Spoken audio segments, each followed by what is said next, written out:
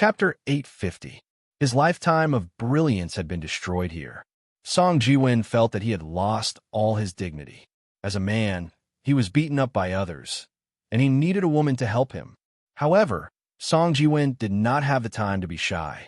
He had just been punched in the stomach by the short fatty. His stomach was in pain, and he could not stand steadily. When Chun Amlin wanted to help him, he felt a tearing pain in his shoulder joints. He could not help but roar. He was too ashamed to face anyone. Chun Amlin's clear voice sounded in Song Jiwon's ears. "Don't move." Song Jiwon was stunned. Suddenly, his two arms were pulled by Chun Amlin's brute force. He heard a cracking sound, and he felt a sharp pain. Song Jiwon could not help but cry out in pain again. However, after shouting, he was surprised to find that his arms did not hurt anymore. He only felt a little bit of ma. "Get up." Chun Amlin coolly patted Song Jiwon's head, who was half squatting, and walked in front of him. "Who are you?"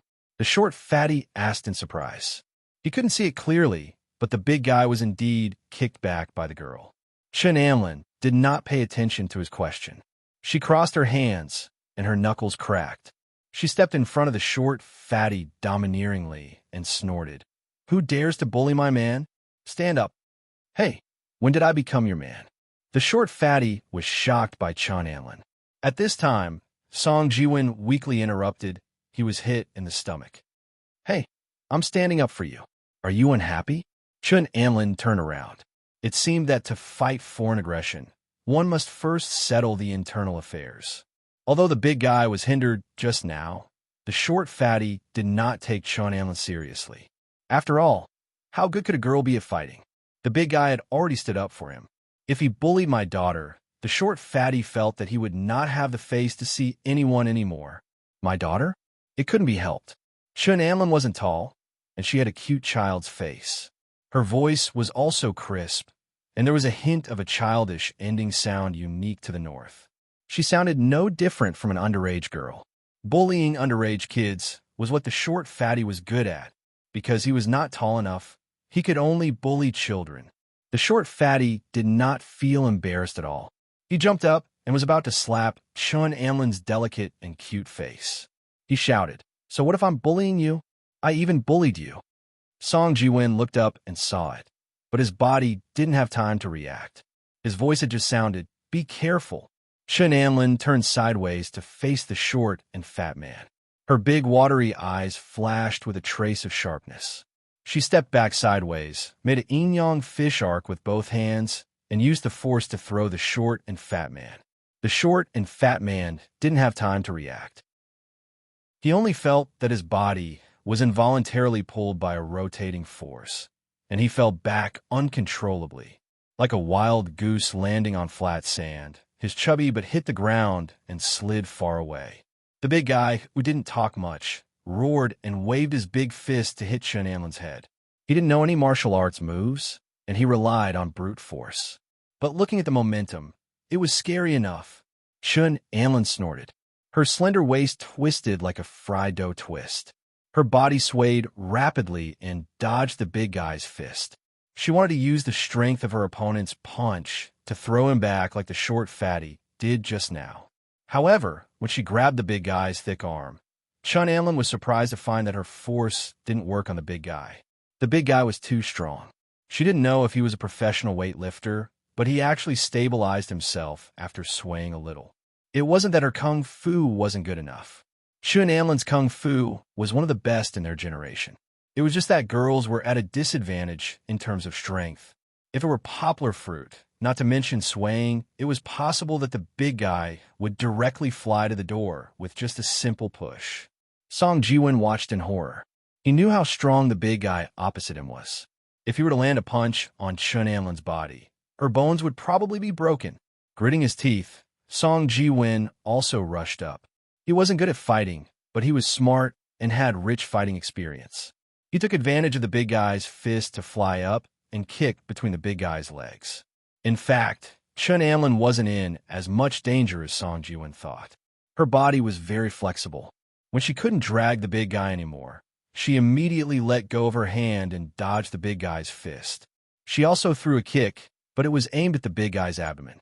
Originally, This kick wouldn't cause much damage to the big guy, but Chun Anlin still had a trick up her sleeve.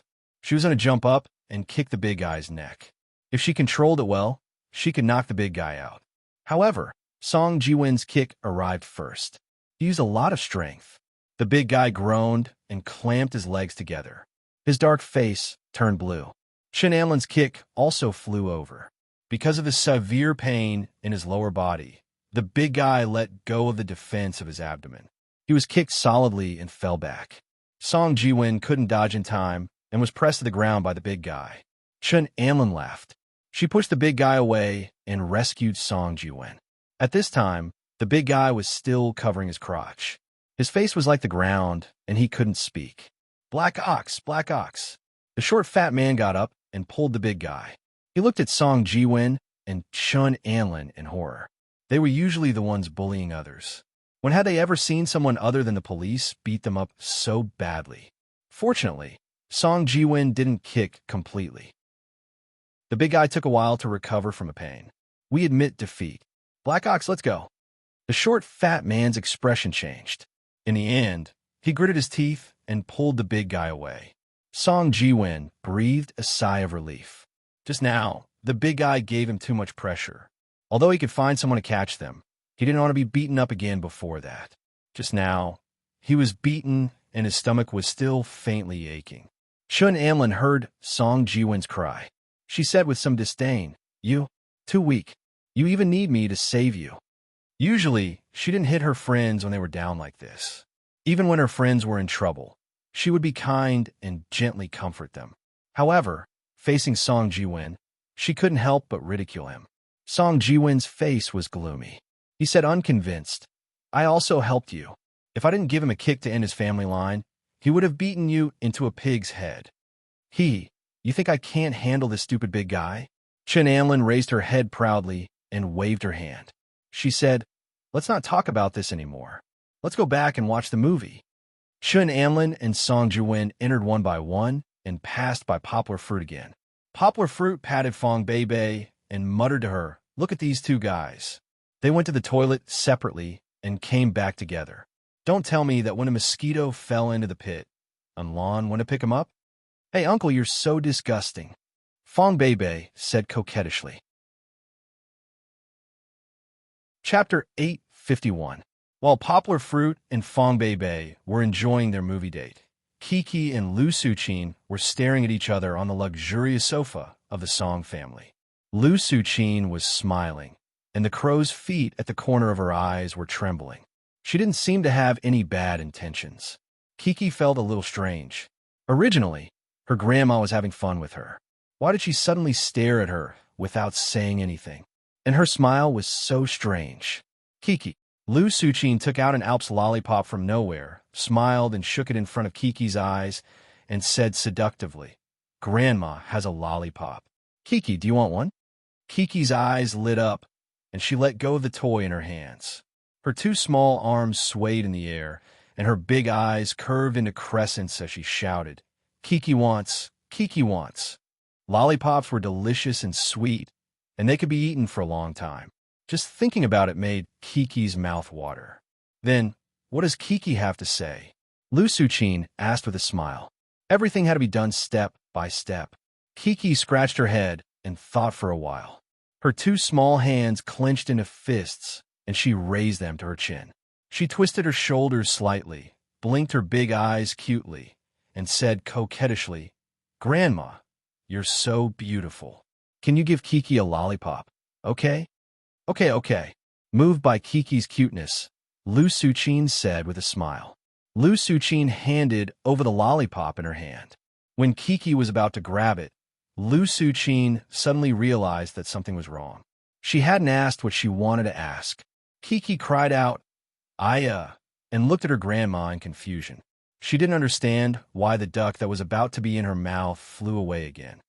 No, Grandma still has a question to ask Kiki. Lu Suqin saw that Kiki began to pout and said quickly, "Grandma is so mean." Kiki said angrily, "Grandma, you're wrong. Grandma should be hit." Lu Suqin said shamefully. She took out another lollipop and smiled. "But, Kiki, if you answer one of my questions, I'll give you both lollipops. Kiki's gaze was attracted by the two lollipops.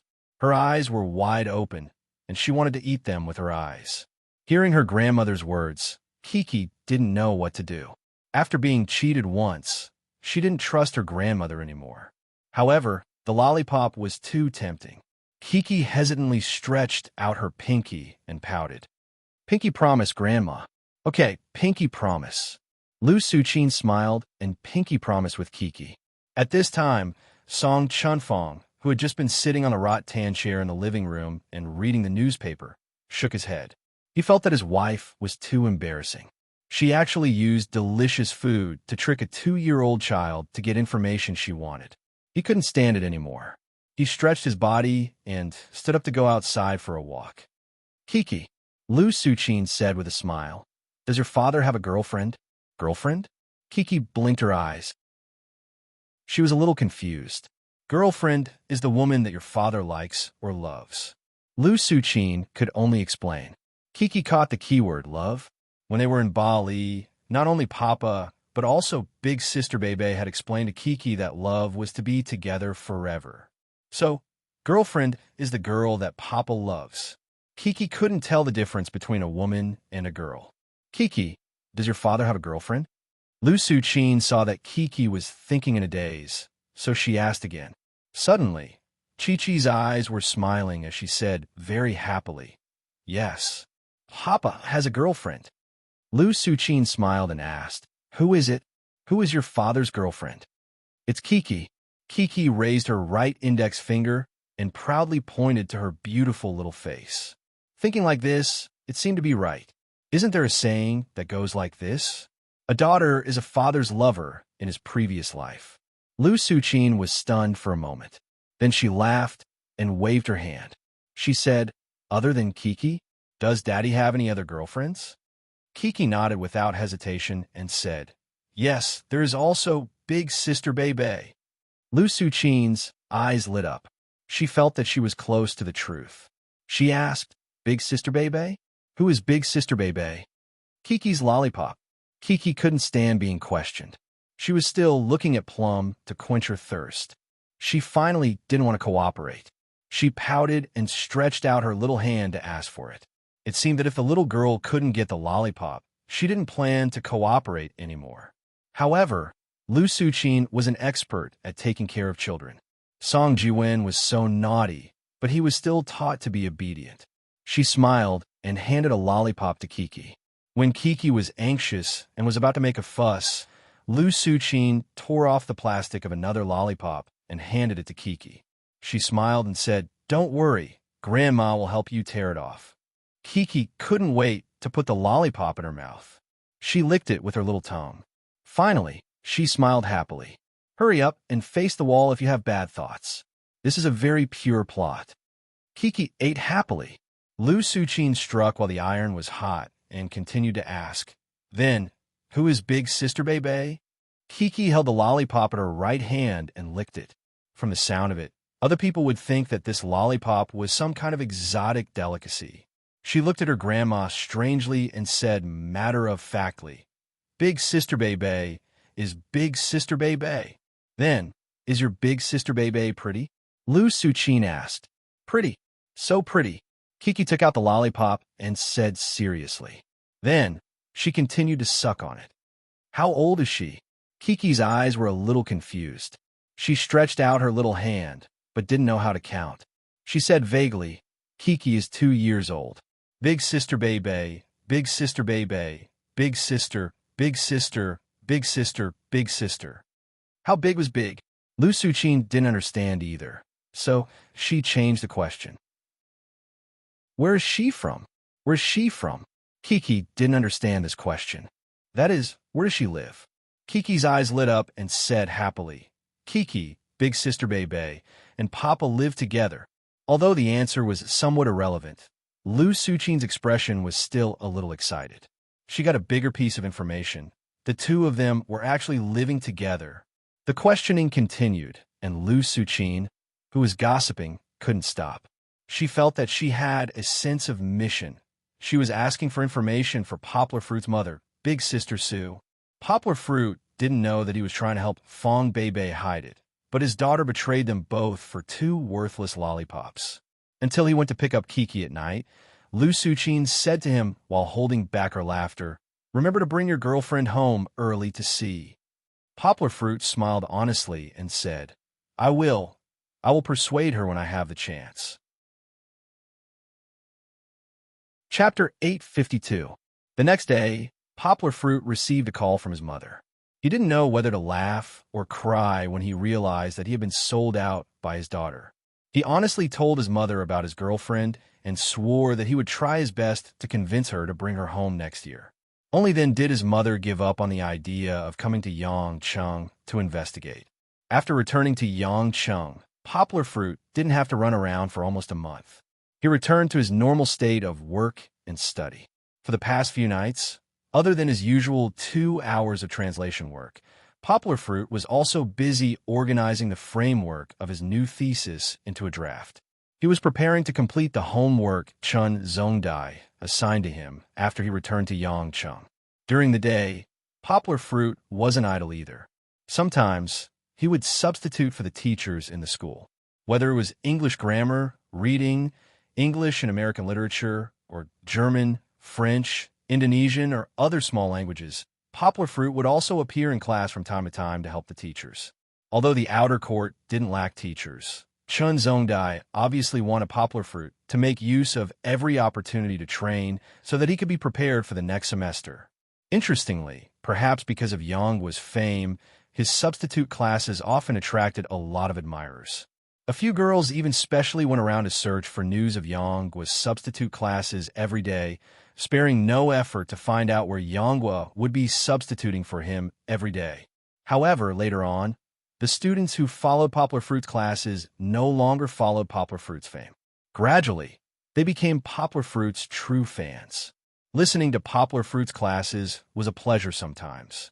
You could feel the unique charm of this young man who never brought a lesson plan with him. Even though Poplar Fruit didn't bring a textbook or any supplementary notes, he still showed a high standard in class. He had seriously prepared for his classes. As long as the students studied seriously, they would be convinced by Poplar Fruit's knowledge. Even if they asked Poplar Fruit questions about other courses after class, Poplar Fruit will be able to quickly respond and give them sincere guidance. Right now, Poplar Fruit's influence was still spreading in a small circle. It would only explode after the episode where he participated in the Express book was broadcasted. However, this was all in the future. Of course, right now, Poplar Fruit was only a substitute teacher. Even if the outer courtyard teachers were busy with external affairs, they wouldn't ask Poplar Fruit to substitute for them every day. At most, he would only substitute for 10 classes 5 times a week. Most of the time, he didn't have any tasks. However, he wasn't idle. Accompanying Fong Beibei to teach the children of Xiong family village was one of Poplar Fruit's important tasks. After all, Fong Beibei was still young and inexperienced. Moreover, compared to her roommate Lin Xingshan, Fong Beibei lacked the talent to be a teacher. She had relied on her enthusiasm to get to the podium. However, she still needed Poplar Fruit's help to put out the fire. Due to the gradual expansion of the new dimension, there was no lack of teachers. Poplar Fruit was now gradually leaving the front line of teaching. However, this wasn't because he didn't care. Poplar Fruit wanted to take the lead and try to open up the path of interest teaching. What was interest teaching? In fact, it wasn't a new thing in the city. Especially in Yangcheng, there were all kinds of interest and specialty classes. Poplar Fruit knew that due to the limitations of equipment and geography, the children of the poor mountainous areas would never be able to become all-round talents like the children of the city.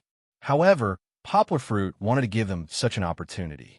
Therefore, when Poplar Fruit had asked Fat Dragon to design the online homework system, he had also mentioned a grand plan to integrate interest teaching into their long-distance education system. Apart from studying step by step, the children also hoped to use the internet and the long-distance education system designed by Poplar Fruit to find content that they liked to study. During the usually boring nights waiting for sleep, they would also be able to learn some special skills. Currently, the system designed by Fat Dragon and his hacker buddies had already taken shape. Although it was still in the process of improving the experience, it was already used by over 600 children every day. Previously, Xiongju still had to scan the children's homework every day for the teachers to grade. Now, Xiongju didn't have to work so hard. The children could directly do their homework and submit their own answers through the system. However, the interest teaching that Poplar Fruit had mentioned was still a blank. It wasn't that they couldn't find anyone. Among the students who signed up to join the Multidimensional Teaching Society in Higashiyama University, there was no lack of talented people with unique skills. For example, there was a young calligrapher whose calligraphy could be sent to the exhibition hall, a Go expert who had won the gold medal in the National University Go competition, and there were more than 5 students on the list that Wang Yuba had given Poplar Fruit. However, how would interest teaching be taught? How would interest teaching be done? This required Poplar Fruit to explore as a pioneer before they could truly integrate the resources. At present, it seemed that the best method for interest teaching was for the teacher to make a video of the class and let the students learn by themselves. If they had any questions, they could leave a message and the teacher would answer them. After all, interest teaching was different from regular classes. There might only be one teacher, and they couldn't always accompany the students who wanted to learn. The students' learning time wasn't fixed either. After all, they were using their spare time. The children in the mountains still needed to do housework. Sometimes, they would be busy at home and might not have time to go to school at night to study by themselves. Poplar Fruit would record a video lesson explaining in detail the fist technique that he had improved on Kiki's Benben fist. It would use 6 cameras to shoot from multiple angles, supplemented by editing and dubbing, so that interested children could learn by themselves. Poplar Fruit had once wanted to name this lesson as Body Strengthening Fist. After all, his fist technique didn't have obvious lethality. Its main purpose was to let the children exercise more and achieve the goal of strengthening their bodies. However, Fong Beibei said that his name wasn't as beautiful as Kiki's. In the end, he didn't change it. It was still called Benben Fist. This fist technique was developed by Poplar Fruit when he helped Xuan Anlin and Song Jiwen research a new type of Tai Chi that matched the rhythm of square dancing. Before he started recording, the children in Xiong village had received the news, especially the group of naughty children led by Xiong Xiaofeng. They rubbed their hands together every day and jumped up and down to ask about Uncle Poplar Fruit progress. However, Poplar Fruit didn't rush to start recording just because the children urged him. On the one hand, he needed time to organize the syllabus of the lesson. On the other hand, he had to run around and submit applications to establish a charity foundation dedicated to long-distance education services. The establishment of a charity foundation wasn't easy. Fortunately, Song Jiwen's father, Song Chunfong, helped him to build connections. Although Poplar Fruit ran around a lot, and the process was very complicated, he didn't encounter any difficulties. Chapter 853. Beibei, where are you going? After class, Lin Xingshan chased after Fong Beibei and giggled as she hugged her arm and said, "Recently, except for class, we haven't played together. Now that you have a boyfriend, you don't want your best friend anymore?" Fong Beibei pinched Lin Xingshan's cheeks that had some baby fat and said with a bell-like smile, "How can that be? Obviously, after I moved out, you guys didn't invite me to any activities. I didn't say that I won't participate. Today, Uncle went out to do something, so I have to pick up Kiki after class. That's why I left so quickly," Fong Beibei said with a smile. She and Poplar Fruit often stick together at night, but they usually have their own lives. This seems to have become a tacit understanding between them. Even if they are a couple, or even a couple in the future, they need their own space and circle of friends. Otherwise, they will gradually lose themselves and become each other's accessory.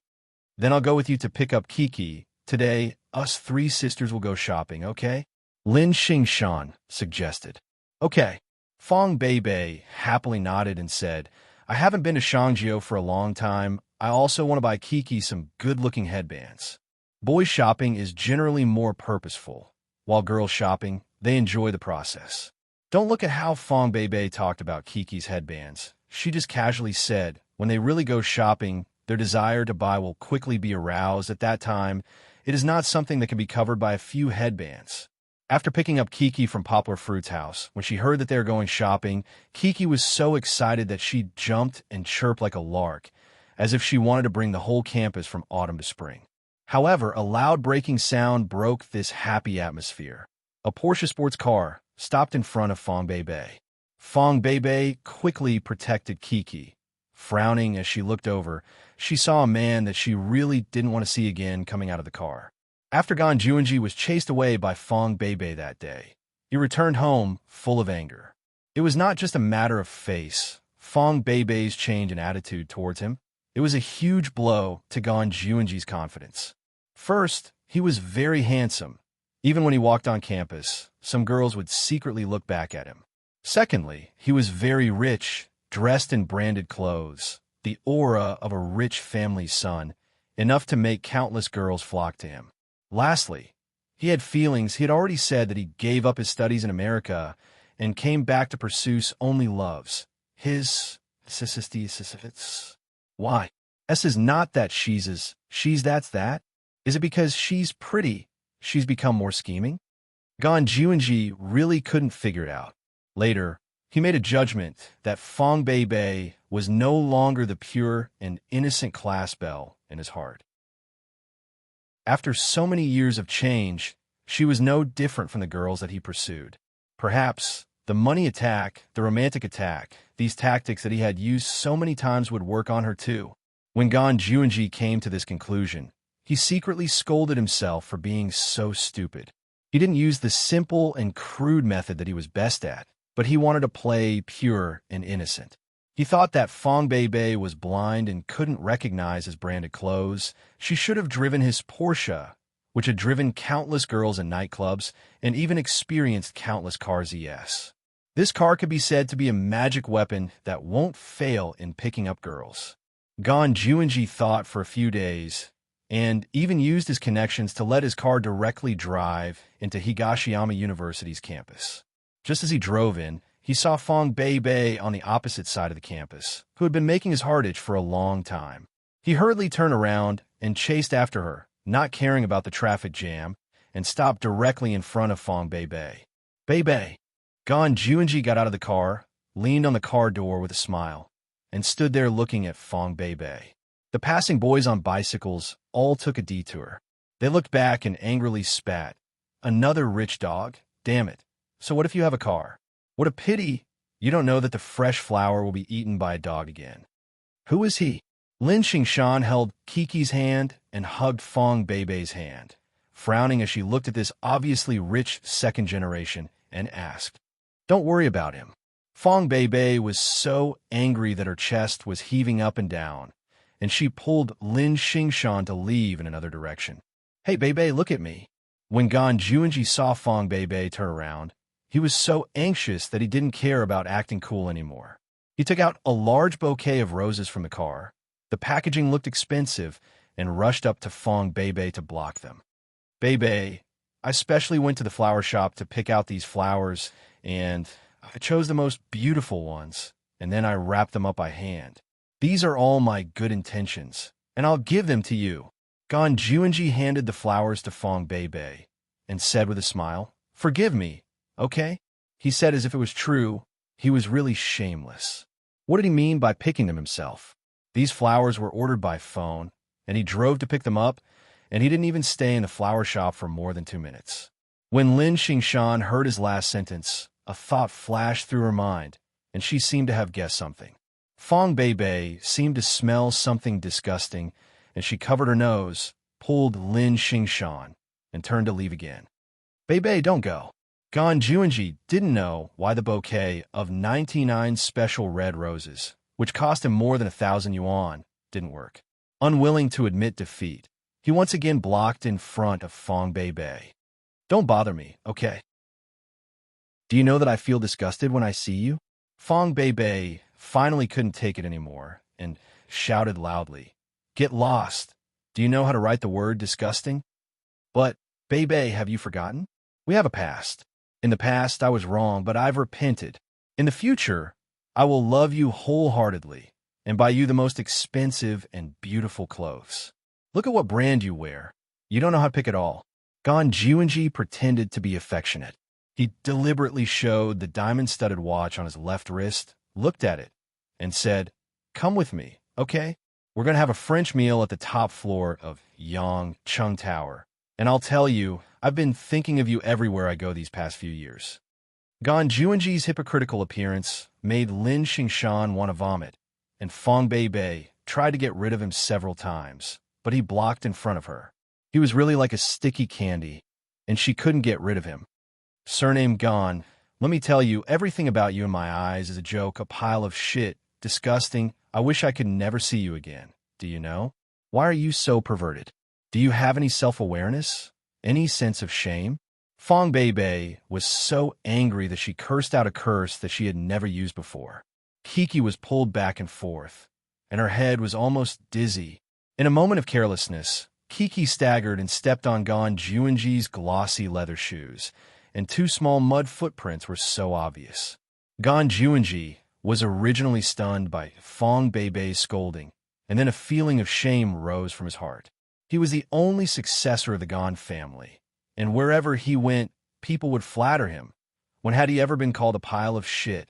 At this time, Kiki stepped on his foot again, and it was like igniting a barrel of explosives. Gon Juinji's face darkened, and he scolded, "Which family's brat is this? Do you have any manners? Where are your eyes? I'll fucking kick you to death." Since they had already shed all pretense of cordiality, Gon Juinji couldn't care less about his image. He didn't really kick, but he actually picked up the bouquet of expensive roses and threw it at Kiki. Chapter 854. Papa. Poplar Fruit was handling the Foundation's public account at the bank counter.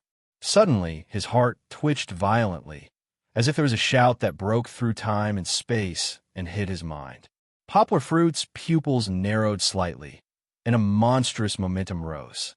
However, this momentum was just a flash, because in the blink of an eye, Yangwood didn't feel the panic she felt just now.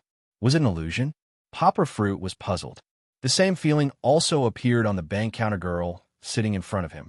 Although her head was lowered, she suddenly felt frightened, as if a man-eating monster had suddenly appeared in front of her. However, when she raised her head, this feeling disappeared again. In front of her was still the tall and handsome man, who was gentle and elegant. Looking at him, her heart would beat faster, but it was no longer because she was afraid. Although Poplar Fruit no longer felt panic, he was faintly uneasy, because he knew that his sixth sense had always been very accurate, and it had even saved him in many dangerous situations. Something must have happened to Kiki. There was not much left. Poplar Fruit waited for 10 minutes. When the girl at the counter finished the matter for him, he quickly packed up the documents and left. As soon as he got back to the car, Poplar Fruit anxiously picked up his mobile phone and called his wife, but his wife told him that Fong Bei had already taken Kiki back. Poplar Fruit called Fong Bei, but Fong Bei's mobile phone could not be reached. What was going on? Fong Bei was the same as him. They had the habit of not turning off their mobile phones. Even in the middle of the night, their mobile phones were turned on. How could it not be reached? She was not in class now, so it should be possible that it could not be reached. In a hurry, Poplar Fruit stepped on the accelerator, and the Land Rover roared and went through the long traffic flow. The speed of the car was not slow, and he frequently changed lanes. Fortunately, his reaction speed was super fast, and he was also agile. The car swayed like a flexible fish and always maintained a very high speed. On the way, Poplar Fruit kept calling Fong Bei, but it did not get through. He became more and more anxious, and his heart was filled with worry for his girlfriend and daughter. He wasn't rushing aimlessly. He had a vague feeling that Chi-Chi should be in the direction of his home. Poplar Fruit estimated that he would get a lot of tickets on the way, but he still hurried back to the teacher's apartment. He ran upstairs quickly. When he opened the door, he heard Kiki's crying, and the atmosphere in the room seemed to be very depressed. Hearing the sound of the door, Lin Xingshan, who was holding Fong Bei, turned her head in surprise. Kiki slipped down from the sofa, ran quickly to her father, and threw herself into her father's arms with a crying voice. Kiki was fine, but her face was full of tears, and her big eyes were still filled with tears. In her father's broad arms, she seemed to feel safe and complained, "There's a bad uncle. He hit Kiki. He hit Sister Bebe. Woo-woo. Papa hit him, hit him." Poplar Fruit wiped the tears on Kiki's face, but did not answer. Instead, he quickly walked to Fong Bebe, who was anxiously trying to pull up her shirt with the help of Lin Xingshan. "Don't move," Poplar Fruit said in a deep voice. His voice was very calm, but behind the calmness, who knew how many stormy waves of emotions were hidden? He held Lin Xingshan. "Let me see." Fong Bebe's shirt was half covered, and her back was facing Poplar Fruit, revealing the pink elastic belt. Her skin was as white as snow, and the spring scenery was exposed. This was the first time Poplar Fruit saw Fong Bebe's body, but Poplar Fruit did not have any evil thoughts. His right hand trembled and gently slid past the bloody scratches on Fong Bebe's right shoulder. Her fair and tender skin was even covered with fine grains of sand because of her trembling. Her soft and fragrant shoulders, her beautiful shoulder blades, and her snow-white neck covered by her long hair. It should have been a beautiful scene, but it was all ruined by the bloodstains. "Does it hurt?" Yang's voice was no longer calm, nor was it stiff. His voice trembled as he asked with the tenderness he felt for his girlfriend. "Yes." Fong Bebe bit her lower lip, and tears began to roll in her eyes. Just now, she had been strong and did not make a sound. She could not help but feel wronged when her boyfriend asked her. "Boo-hoo, boo-hoo." Kiki's crying had gradually stopped, but under the influence of Fong Bebe, she cried again. "That bad uncle bullied Kiki. He hit me." Kiki did not elaborate, and Lin Xingshan could not help but ask, "That person is Shan Shan." Fong Bebe suddenly interrupted her. She looked at Lin Xingshan firmly and said, "Let me say it." However, when she looked at Poplar Fruit, she was somewhat evasive, as if she felt guilty. Poplar Fruit frowned slightly, and a trace of doubt was added to the volcano that was erupting in his heart. He was really angry. When he saw his girlfriend's scarred appearance, he was about to go berserk. "Shan Shan, you go back first." Poplar Fruit persuaded. "I'll be fine here." Hearing Poplar Fruit's words, Fong Bebe's body trembled. Lin Xingshan looked at Fong Bebe and saw her nod in agreement. She hesitated for a moment and said, "Well, I'll go back first. I'll come to see you in the evening." After Lin Xingshan left, Poplar Fruit, who had sent her out, came back. Fong Bebe raised her head and grabbed the front of her clothes. Her hair was messy, and her eyes were red. She looked at Poplar Fruit in fear and said with a crying voice, "Uncle, I'm sorry. There's something I hid from you." With that, she could no longer hold back her tears. Bean-sized teardrops rolled down her cheeks, causing Kiki to cry loudly. Poplar Fruit's heart clenched. He still didn't know what happened, but he could vaguely guess. He strode towards Fong Bebe and held her face in his hands. His thumb gently wiped away her tears and said in a low voice, "Don't worry. Let me take a look at your wound." Poplar Fruit sat down beside Fong Bebe and comforted Kiki. Then, he picked up the small tweezers left by Lin Xingshan. Fong Bebe choked with sobs. Under Poplar Fruit's gentle pressure, she turned her shoulder so that her injured shoulder was facing away from Poplar Fruit. She muttered, I'm sorry." Poplar Fruit temporarily calmed down. He put his arm around Fong Bebe's lower abdomen and pulled her closer to him. He said softly in her ear, "If there's anything, let's talk about it later, okay?" Fong Bebe nodded, and her shoulders gradually stopped trembling. Poplar Fruit looked at the wound on Fong Bebe's shoulder, and his heart ached. There were also some broken thorns hidden in the bloodstains. It was obvious how much pain Fong Bebe was enduring. "Baby," the wound on Fong Bebe's body was also hurting in Poplar Fruit's heart. The anger in Poplar Fruit's heart burned fiercely again. There was even a bloody light in his eyes. The last time something like this happened was when he shot the assassin who approached Chi-Chi in the head. Chapter 855. When she found out, Fong Beibei had already been in high school for a semester. From Gon Juinji's junior high school classmate, Fong Beibei saw Gon Juinji's space. It was full of photos of nightclubs and beautiful women. It was the best way to describe Gon Juinji's life. It could be seen that Gon Juinji was a different person from the one Fong Beibei knew. Was it because of the environment after he went back? Fong Beibei had no way to know. She didn't give up and skip class in the afternoon.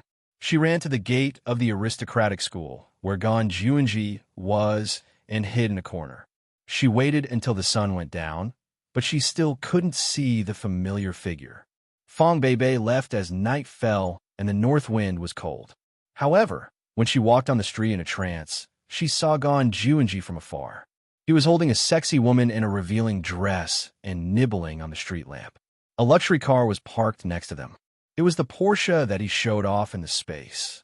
Gon Juinji's hand touched the bottom of the woman's skirt, and he still leaned on the woman's chest like a pig. Fong Beibei felt that her world suddenly collapsed. She didn't know how to go back to her school. She hid in the dormitory. She didn't cry, but just sat under the mosquito net for the whole night. The next day, Fong Beibei went back to class as if nothing had happened. Even if the teacher questioned her, she made up a lie to answer. Although everything was normal, it didn't take long for her to return to the second year of junior high school, to return to the simple and smiling girl. This was all because she no longer thought of him and no longer felt reluctant to part with the past. The first love that had occupied her heart for nearly 3 years had already been erased. Although it was said to be erased, in reality, she had still used 3 years to completely bury the past before she could begin to welcome a new love. In the 3 years when her heart was empty, Fong Beibei studied hard. With her talent, she became a top student again. Her English was not good, but her math was always good. She also fell in love with small animals that were just as pure. By chance, she approached a stray dog rescue station, which led to her unremitting volunteer work. In high school, those who knew Fong Beibei didn't know that Fong Beibei had such a past. After going to university, Fong Beibei turned over a new leaf. In one of the dormitory's night parties, she was able to casually tell a few of her best friends. Although she didn't say much, it was enough to prove that that person was no longer important. Poplar Fruit, on the other hand, vaguely understood from Lin Xingshan's unintentional words, but he did not take it to heart, because he didn't have a past. However, Fong Beibei did not expect that he would appear again. The first time he returned with his halberd broken, he actually appeared again after a few days. The second time he appeared, he drove a Porsche. It was still a different car from the previous one, but still made Fong Beibei feel disgusted and disgusted. I didn't expect that he would become so bad. Kiki stepped on his shoe, and he actually hit Kiki with flowers, Fong Beibei murmured. She still felt a little scared when she thought of the scene at that time. So you helped Kiki block it? She didn't ask this question. Poplar Fruit's hand gently brushed Fong Beibei's injured shoulder, and his eyes flashed with a fierce light. It was as if the violent man was standing in front of her. Although his voice was still very gentle, the aura that burst out from his eyes was like that of a ferocious beast, eager to devour a person. Fong Beibei did not feel this, because when Poplar Fruit looked at her, he had already put away everything just now, and replaced it with tenderness and love for his girlfriend. I know I'm wrong. Although Fong Beibei felt Poplar Fruit's feelings, Poplar Fruit only listened quietly and did not make any response. Fong Beibei was not confident. She pulled Poplar Fruit's hand and said pitifully. Poplar Fruit gently lifted her bangs, looked at her bright eyes, and asked slowly, "Do you know where you're wrong?" When Poplar Fruit said this, Fong Beibei thought that Poplar Fruit was angry, and she said with a sobbing tone, "I know, I shouldn't be in a relationship at such a young age. I shouldn't. But I didn't do anything with him. We just held hands. Uncle, you have to believe me." Towards the end, she was so anxious that she was about to cry. "Stupid idiot." Poplar Fruit gently knocked Fong Beibei's head and reprimanded. "Do you think I'm such a pedantic person? Why would I be angry with you because of your past?" But don't you guys have that kind of plot?" Fong Beibei hugged her head, pouted, and muttered. "Did you hear it from Wu Yanni?" Poplar Fruit rolled his eyes. He knew that when Fong Bei was a freshman, she heard Wuyani talk a lot about the principles of gender, so he was sure without asking. Am I that kind of person? Poplar Fruit hugged Fong Bei with both hands, looked in her eyes, and said seriously, Baby, although you called me weird uncle at the beginning, I can tell you clearly that I'm completely different from the kind of man Wuyani talked about, who doesn't have a past. Poplar Fruit said, Didn't I have a girlfriend before? And I was with her for 4 years. Then I had sex with Kiki's mother and gave birth to Kiki. I've told you all these before. The past only represents the past. I love you because of the current you. Poplar Fruit continued, Of course I'm a little unhappy about your past, but the reason why I'm unhappy is because of myself. I hate myself for not meeting you earlier and protecting you earlier, otherwise other people would come and hurt you. Fong Bei's eyes were filled with tears. Those were tears of being moved. Your fault isn't the past, but you didn't tell me earlier. Poplar Fruit wiped the tears from his girlfriend's eyes and gently said, I'm very unhappy about this. I didn't know that he would come back. Fong Bei argued. Her voice gradually became softer. Poplar Fruit just looked at her. Fong Bei lowered her head and whispered, I'm sorry, I should have told you. Baby, I know you were worried before, but you must remember, no matter what other people say, you must first believe in me. Poplar Fruit held Fong Bei's hands and softly said, No matter what, I'll be your strongest support. If anything happens, you must tell me. I can't bear to let you bear it alone. Fong Bei nodded vigorously. She affectionately looked at Poplar Fruit, pouted her mouth, and said, Uncle, I love you. I love you too. Poplar Fruit's lips curled up and lowered his head to kiss Fong Bei's rosy lips. Patting Fong Bei's butt, Poplar Fruit pointed to the door and smiled. Okay, it's time to go out. Let me tell you, Kiki and Goldie must be at the door eavesdropping. Do you believe me? His smile was brilliant, as if Poplar Fruit had already let go of the initiator of this matter. Chapter 856. Poplar Fruit comforted Fong Bei and Kiki and asked them to take an afternoon nap. Kiki had her lunch, but Fong Bei did not eat. She was exhausted from crying and was mentally and physically exhausted. Chi-Chi, on the other hand, was fine. Although she was crying, she wasn't really affected by it. On one hand, Fong Bei had helped to block the damage. On the other hand, compared to the disaster she had experienced before, this was just a small matter. However, Fong Bei was affected. She was too insecure. She was entangled with Poplar Fruit and hugged Poplar Fruit tightly. Poplar Fruit sat on the bed and stayed with her until she fell asleep. Walking out of the bedroom, he quietly closed the door. Yanghua turned around, his eyes flashing with a sharp light.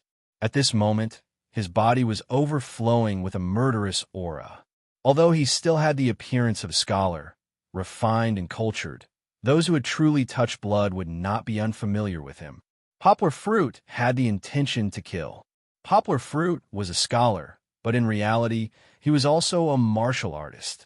People who practiced martial arts were willing to go against the heavens for their love.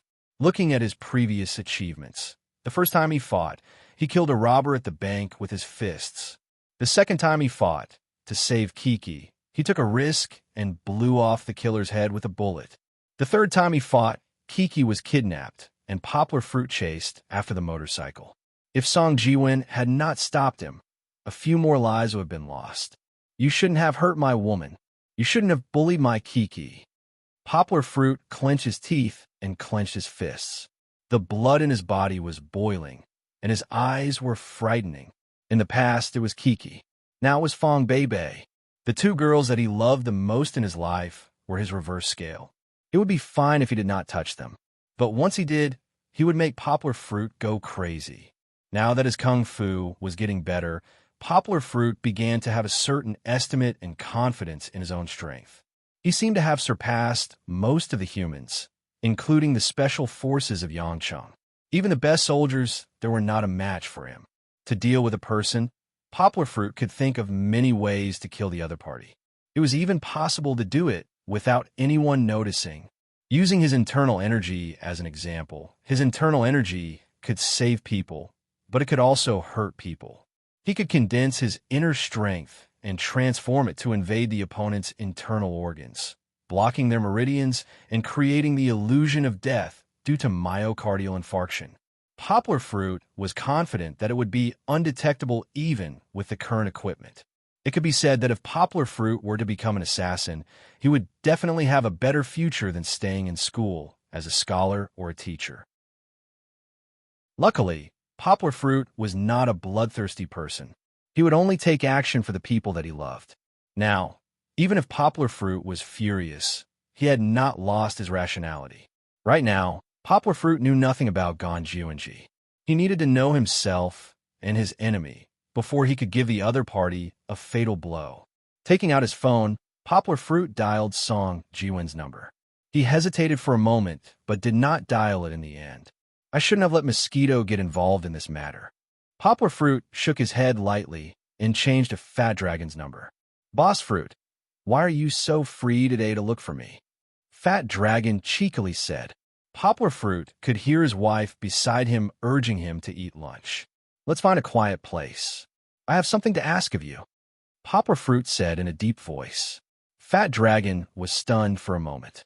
He rarely heard Poplar Fruit speak in such a tone. He muttered, "Not good. Poplar Fruit's mood is not right. Should I inform old Xiong?" Xiong Kahu had trained him in every possible way on the mountain. As a result, Fat Dragon had lost a lot of weight after leaving the mountain. Although Fat Dragon was in so much pain that he wished he was dead, his body had indeed improved a lot. Fat Dragon still respected and appreciated the old man. Forget it. Fat Dragon shook his head and said to Poplar Fruit on the phone, "Wait a moment, I'll call you back." After a while, Fat Dragon changed to an encrypted phone number and called back.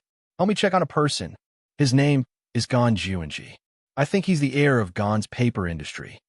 Poplar Fruit had checked on his phone before. "I need his address and his recent activities." Fat Dragon was silent for a moment. He thought of the old man on the mountain who had boasted that he had killed many South Vietnamese soldiers. Once again, the old man had unintentionally revealed that Poplar Fruit's kung fu was very powerful in order to encourage him. "Fruit, it's not difficult to give you this information, but I want to ask you, how did he provoke you?" Fat Dragon asked hesitantly. "He hurt Baby," Poplar Fruit said coldly. "Baby? Kiki?" "No, my girlfriend," Poplar Fruit said. Fat Dragon was even more confused now. He stammered and didn't know what to say. Scared, Poplar Fruit smiled and said, "Where did the hacker who wasn't afraid of anything go? I'm just worried about you. What's there to be afraid of?" Fat Dragon was provoked by Poplar Fruit and said angrily, "It's easy for me to get this information for you. You don't have to worry about me. I know what I'm doing." Poplar Fruit said indifferently, "You find his trace. I can handle the rest." Fat Dragon felt a little scared. He was frightened by Poplar Fruit's current state. Poplar Fruit had never spoken to him like this before. Even when he asked him to find Han Tao's and Liang Huaxing's father's information, Fat Dragon didn't feel that Poplar Fruit's tone was so cold. "He hit my woman and almost hurt Kiki," Poplar Fruit said concisely. He didn't want to say more. "Okay, I'll check it out. I'll let you know if there's any news." Fat Dragon gritted his teeth.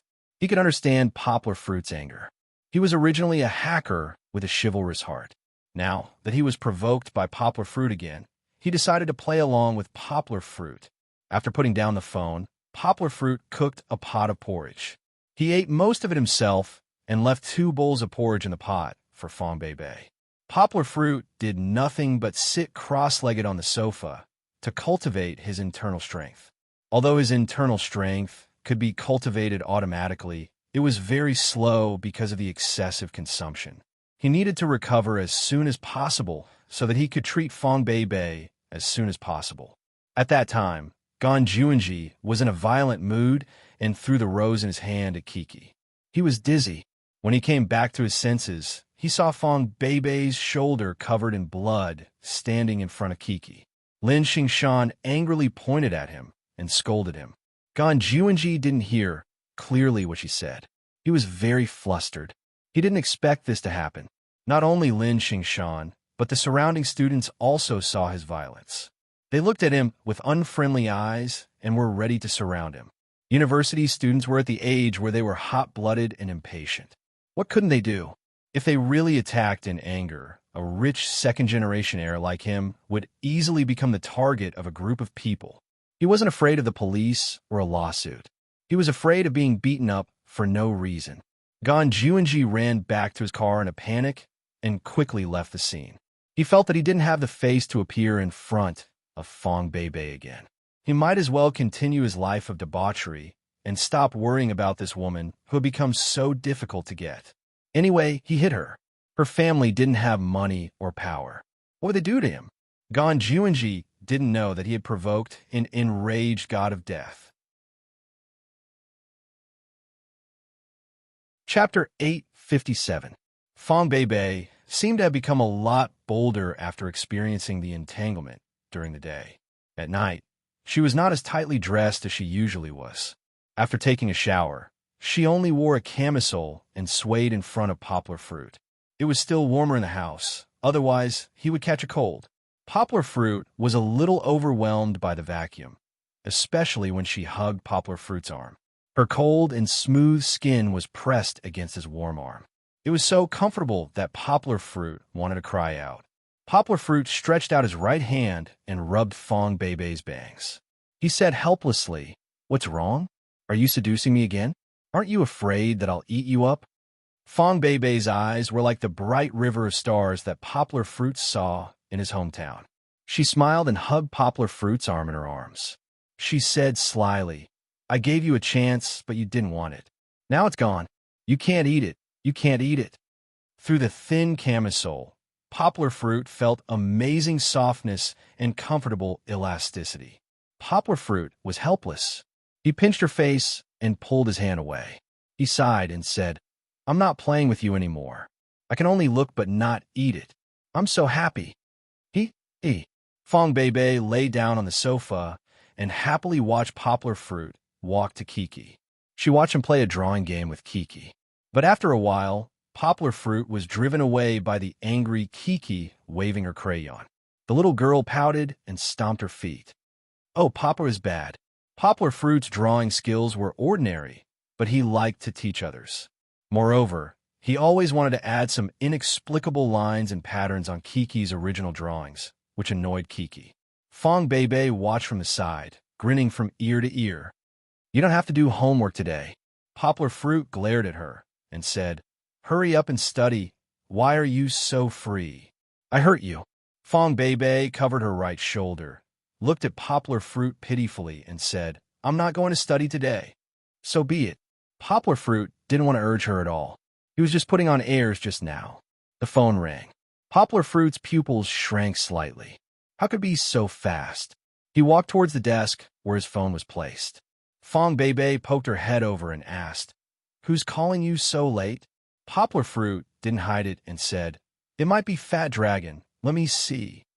Fong Beibei knew that Fat Dragon was helping Poplar Fruit with the remote teaching system, so she didn't think much of it.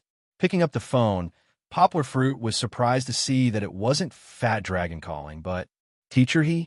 How could a busy man like him have time to call him? Poplar Fruit looked at the phone strangely and said to Fong Beibei, "It's Teacher He." Fong Beibei quickly got up and ran to Poplar Fruit's side. She urged excitedly, "Hurry up and answer it. What are you hesitating for?" All right, Poplar Fruit planned to take it to a quiet place on the balcony to answer it. Seeing his girlfriend so excited, he took it to the sofa and answered the phone. "Hello, Teacher He."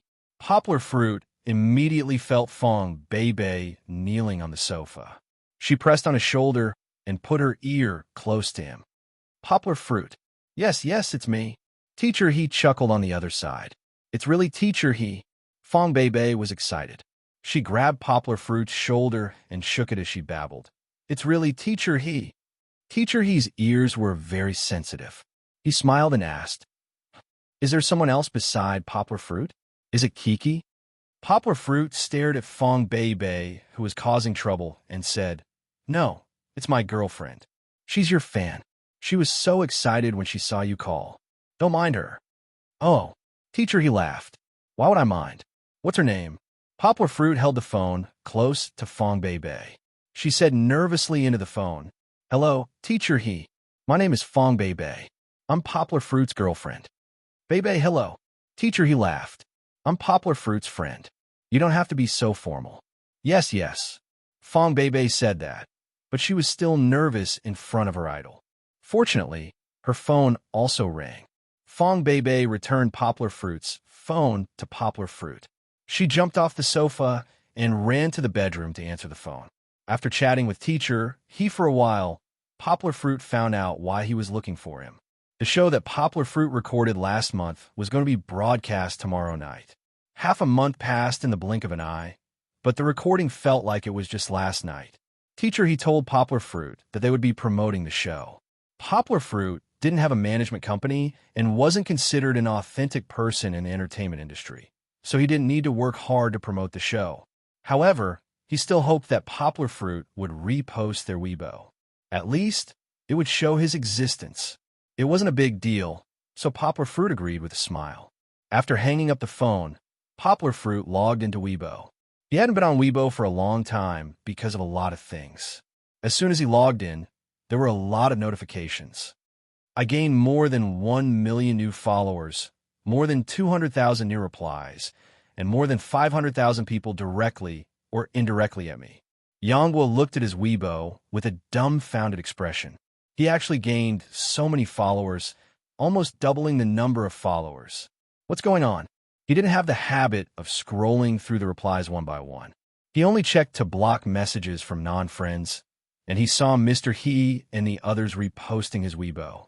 There were also some photos from the recording studio. It seemed that because of these reasons, many fans of the fast novel liked him. No matter what, Poplar Fruit smiled and found the official Weibo that teacher he mentioned. He reposted it and introduced it. Thanks to Mango TV's invitation, I took my daughter to watch the show that I've always liked. I also met teacher He, sister Na. He also tagged the hosts and guests. We had a lot of fun, and I hope everyone likes it. Alright, let me reveal that Kiki will also be on stage. Remember to lock on a Mango TV at 8 p.m. tomorrow night. He knew that not only did he call himself Chi-Chi's father on Weibo, but most of the fans under his Weibo were also Chi-Chi's fans. Pulling Chi-Chi out to promote would definitely be more effective than him doing it alone. What did teacher he say? Fong Bei Bei asked excitedly after she finished the phone call. The show will be broadcasted tomorrow night. He asked me to repost his Weibo. Poplar Fruit shook his phone and smiled. Oh, I almost forgot. Fong Bei Bei patted her white and tender thighs and said in annoyance, Thank goodness, teacher, he reminded me. Tomorrow, we'll all eat breakfast and wait to watch TV. Kiki, Kiki. Fong Bei Bei waved at Kiki happily and said, Sister will see you on TV tomorrow. Kiki held a crayon in each hand and looked up at Bei Bei's sister with an adorable expression. She didn't understand what she was talking about. Chapter 858. By the way, Uncle, Shan called me just now. Fong Bei Bei turned her head and said to Poplar Fruit, She, Lele, and Hua Hua are coming to see me later. Okay. Poplar Fruit smiled and said, By the way, when did Hua become Hua Hua? Fong Bei Bei laughed so hard that she bent over and said, There's a story behind this. Didn't we call Shan Xingzi before? Poplar Fruit thought for a while and nodded. Lele was the first one in our dorm. She already had a boyfriend, a childhood sweetheart. Fong Bei Bei said. She didn't feel sad because she thought of herself when she talked about her childhood sweetheart. When she was with Poplar Fruit, the past was really like a fleeting cloud. I know. Poplar Fruit smiled and nodded, saying, You told me before. Then it was me. Fong Bei Bei smiled and pointed at herself. She seemed to be a little proud and said, I'm with you too. Then it's Wu Yanni? Poplar Fruit guessed. He smiled and asked, What do you call her? Nini. Fong Bei Bei smiled and said, She also moved out. What about Shan? Poplar Fruit raised his eyebrows and smiled. I remember that she changed her nickname a long time ago. But she hasn't fallen in love yet. Your assumption is not valid. He didn't expect that my daughter, who studied the truth of mathematics, also liked to talk about these irrelevant topics. Fong Beibei patted Poplar Fruit's arm and said unhappily, "How do you know that Shan Shan hasn't fallen in love? Only a blockhead like you didn't realize, okay? You don't even care about the situation of the members of your club. Let me tell you, it's not done yet, but looking at Shan Shan's expression, I think she's about to accept it." Poplar Fruit opened his mouth and asked in confusion, "Who is it?" "Senior Marshal Brother Wang Yuba." Fong Beibei's reply made Poplar Fruit a little dizzy. Wang Yuba is chasing after Lin Xingshan? Why hadn't he noticed it before? However, Poplar Fruit thought about it carefully, and it seemed to be true. Although Wang Yuba was very active before, he seemed to be even more active when Lin Xingshan appeared. Moreover, they often wandered around the classroom where Lin Xingshan was teaching. Poplar Fruit told Fong Beibei about his previous observations and smiled. "So that's what happened. I was wondering why this kid would pretend to be serious sometimes. But if Shan Shan is with him, it wouldn't be bad.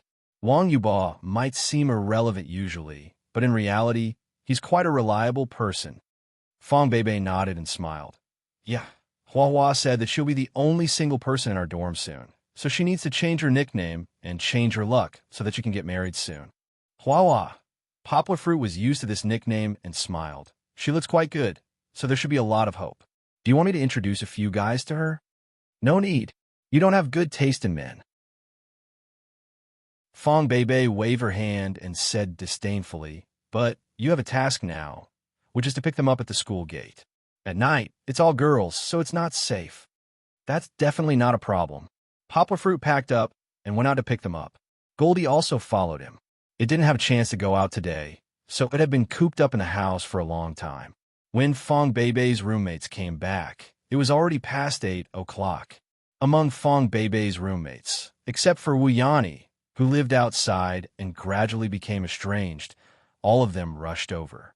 When they heard Lin Xingshan say that Fong Beibei was injured, they were very anxious and wanted to come over to take a look. "The house is a little small, don't mind," Poplar Fruit said with a smile. He opened the door with a key, and Fong Beibei had already jumped down from the sofa happily. Kiki curiously hugged Fong Beibei's calf and watched from behind. "Sister." Kiki's eyes lit up, and she called out in a clear voice. There was no need to mention how happy the little fellow was to have a familiar visitor. Poplar Fruit was busy finding slippers for them. Fong Beibei wanted to help, but she was stopped by several roommates. "Beibei, you are seriously injured. How can you do these things? Don't move around. Let's see. How is your injury?" The girls all surrounded Fong Beibei and pulled her to sit on the sofa. Lin Xingshan was at the outermost circle. She held Kiki and also looked over. Poplar Fruit became a peripheral figure. He shook his head, took out a few disposable cups, went to the kitchen to wash them, and poured water for them. "Ouch! It hurts." "Beibei, are you in pain?" The girls' cries of alarm rose and fell one after another. They must have seen the scars on Fong Beibei's right shoulder, which hadn't completely scabbed over yet, so they still looked as red as blood. No wonder they were so scared and heartbroken. "No, it doesn't hurt anymore." Fong Beibei smiled and comforted them. "Uncle helped me deal with it. It will be fine in a few days." Lu Ruhua was the most emotional. She took Fong Beibei's hand and said with red eyes, "Who hit you so hard? Look at this wound. What if it leaves a scar?" "It's okay." Fong Beibei had to comfort her. She was also a little scared. She reluctantly smiled and said, "Uncle said it won't leave a scar. And even if there is a scar, Uncle will not dislike me, right?" The girls all looked at Poplar Fruit, who was carrying water and putting the cup on the tea table. Poplar Fruit smiled and said, "Of course. Don't worry, it won't leave a scar. Trust me." Poplar Fruit said firmly while pouring water. His voice was not loud, but it gave the girls a lot of confidence. "If you ask me, the person who hit Beibei is a bastard. Compared to our brother Yang, he is far worse." Lin Xingshan said angrily, "It's a big bad guy."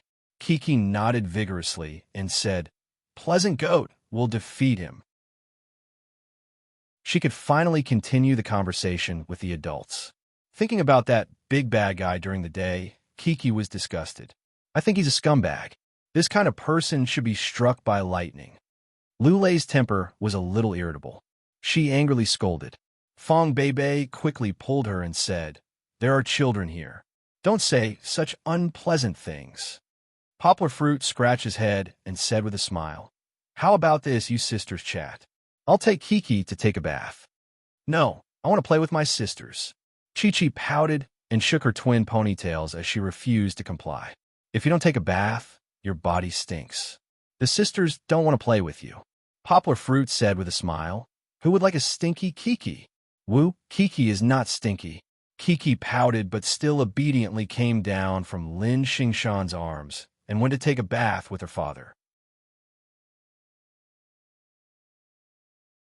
Chapter 859. Fong Beibei's roommates chatted with Fong Beibei for almost an hour. They left reluctantly because Kiki was about to go to bed. When Poplar Fruit sent them back to school, they kept looking at Poplar Fruit with a weird expression. This made Poplar Fruit a little confused, but he didn't care.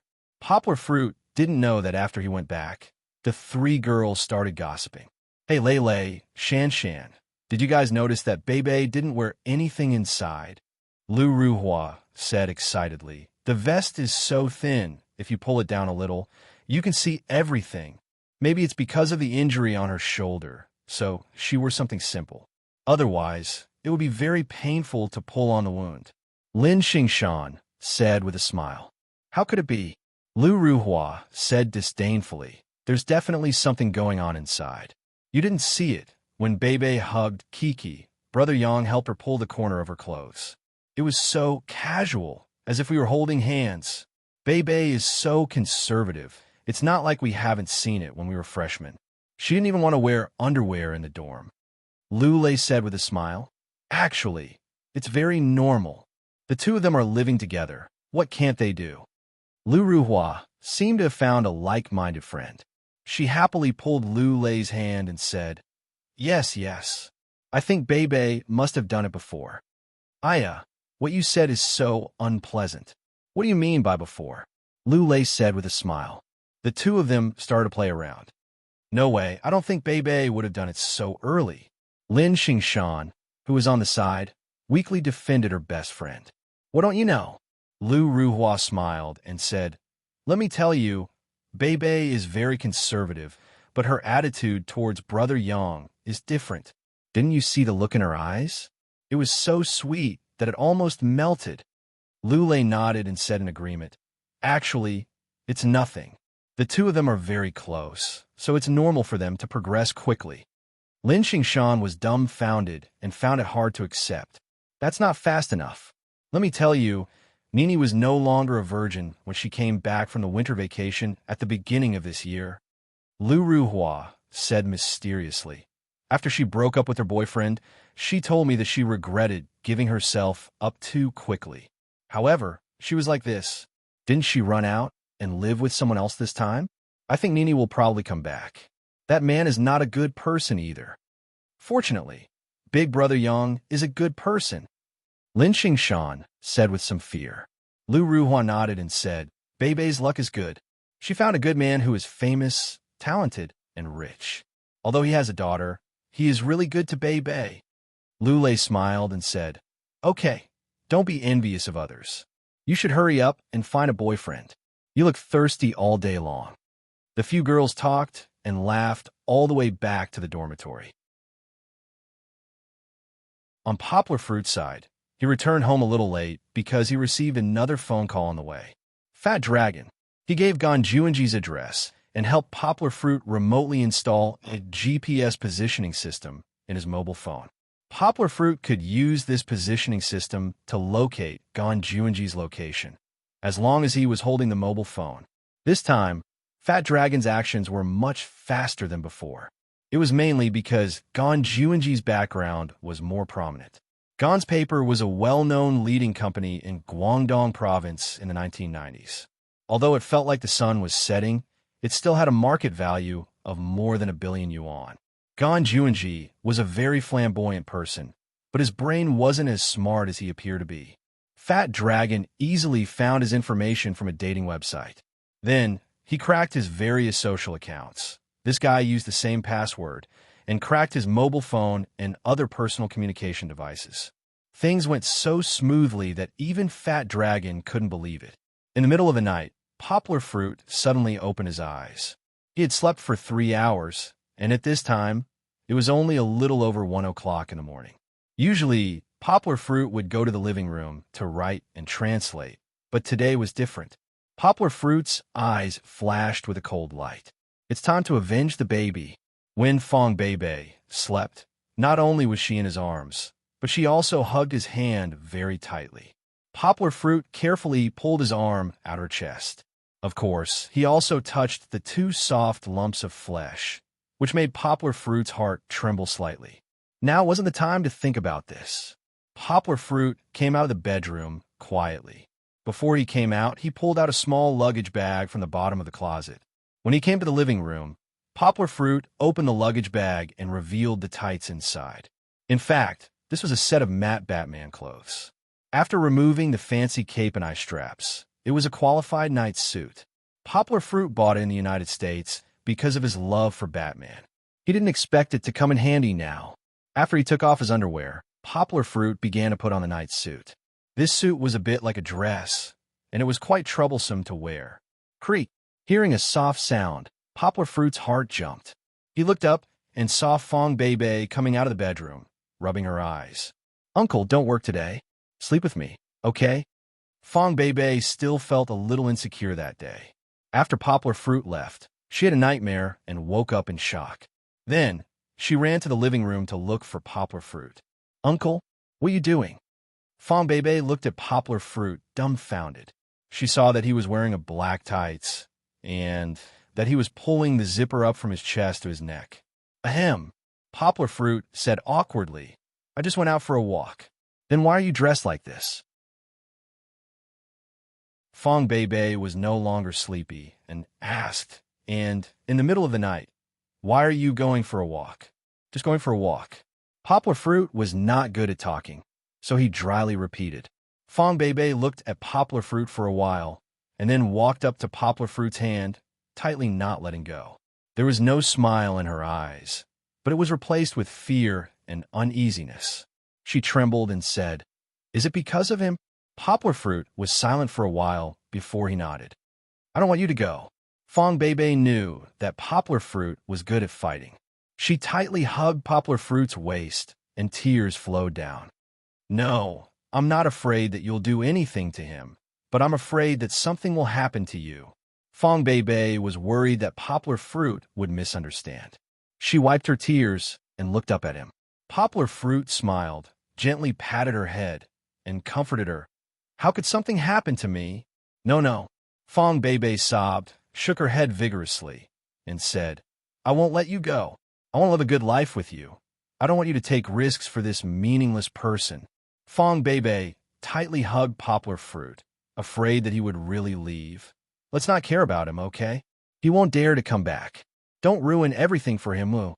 If he went, he would break his girlfriend's heart. If he didn't go, he would not be willing to let go of that bastard who hurt his most beloved person." The road ahead was turning, one step into a devil, one step into an immortal. How should Poplar Fruit choose? Chapter 860. In the end, Poplar Fruit didn't go out. Fong Beibei, who was worried and scared, threw the Batman outfit out in the middle of the night. Poplar Fruit followed behind with a wry smile, protecting his girlfriend. That night, Poplar Fruit didn't do anything else. He slept with Fong Beibei the whole night. She was especially afraid that Poplar Fruit would sneak out at night, so Poplar Fruit wanted to work in the living room, but she insisted on lying on the sofa and sleeping in Poplar Fruit's arms. Poplar Fruit could only obediently put away his computer. Gon Juanji didn't know that he had just walked through the gates of hell. That night, he called 2 nightclub beauties back to his high-end hotel-style apartment for a threesome. If Poplar Fruit had arrived on time, he could have created the illusion that he had died of exhaustion on top of a woman. It was only because Fong Beibei was kind-hearted that Poplar Fruit decided to let him go. However, If he touched Fong Beibei or Kiki again, Poplar Fruit wouldn't let him off. The next day, Poplar Fruit woke up Fong Beibei and Kiki, and the whole family drove to exercise. Although it was called exercise, it was actually more like they were going to support Song Jiwin and Chen Anlin. Today was the first time they were going to compete with the plaza dancers. However, when they got there, Poplar Fruit felt that the three of them weren't enough. The cultural plaza was very big. Hundreds and thousands of old ladies and grandpas gathered together to dance and play with swords. They were having a lot of fun. After finding Song Jiwin, Poplar Fruit once again felt that his family's visit was really unnecessary. What the fuck? Song Jiwin had somehow managed to gather a group of over 20 middle-aged women from out of nowhere. They were dressed very conspicuously. Poplar Fruit could see that many of the old men's eyes were restless. Fuck, mosquito, where did you get them? Poplar Fruit grabbed Song Jiwin and whispered. Not bad.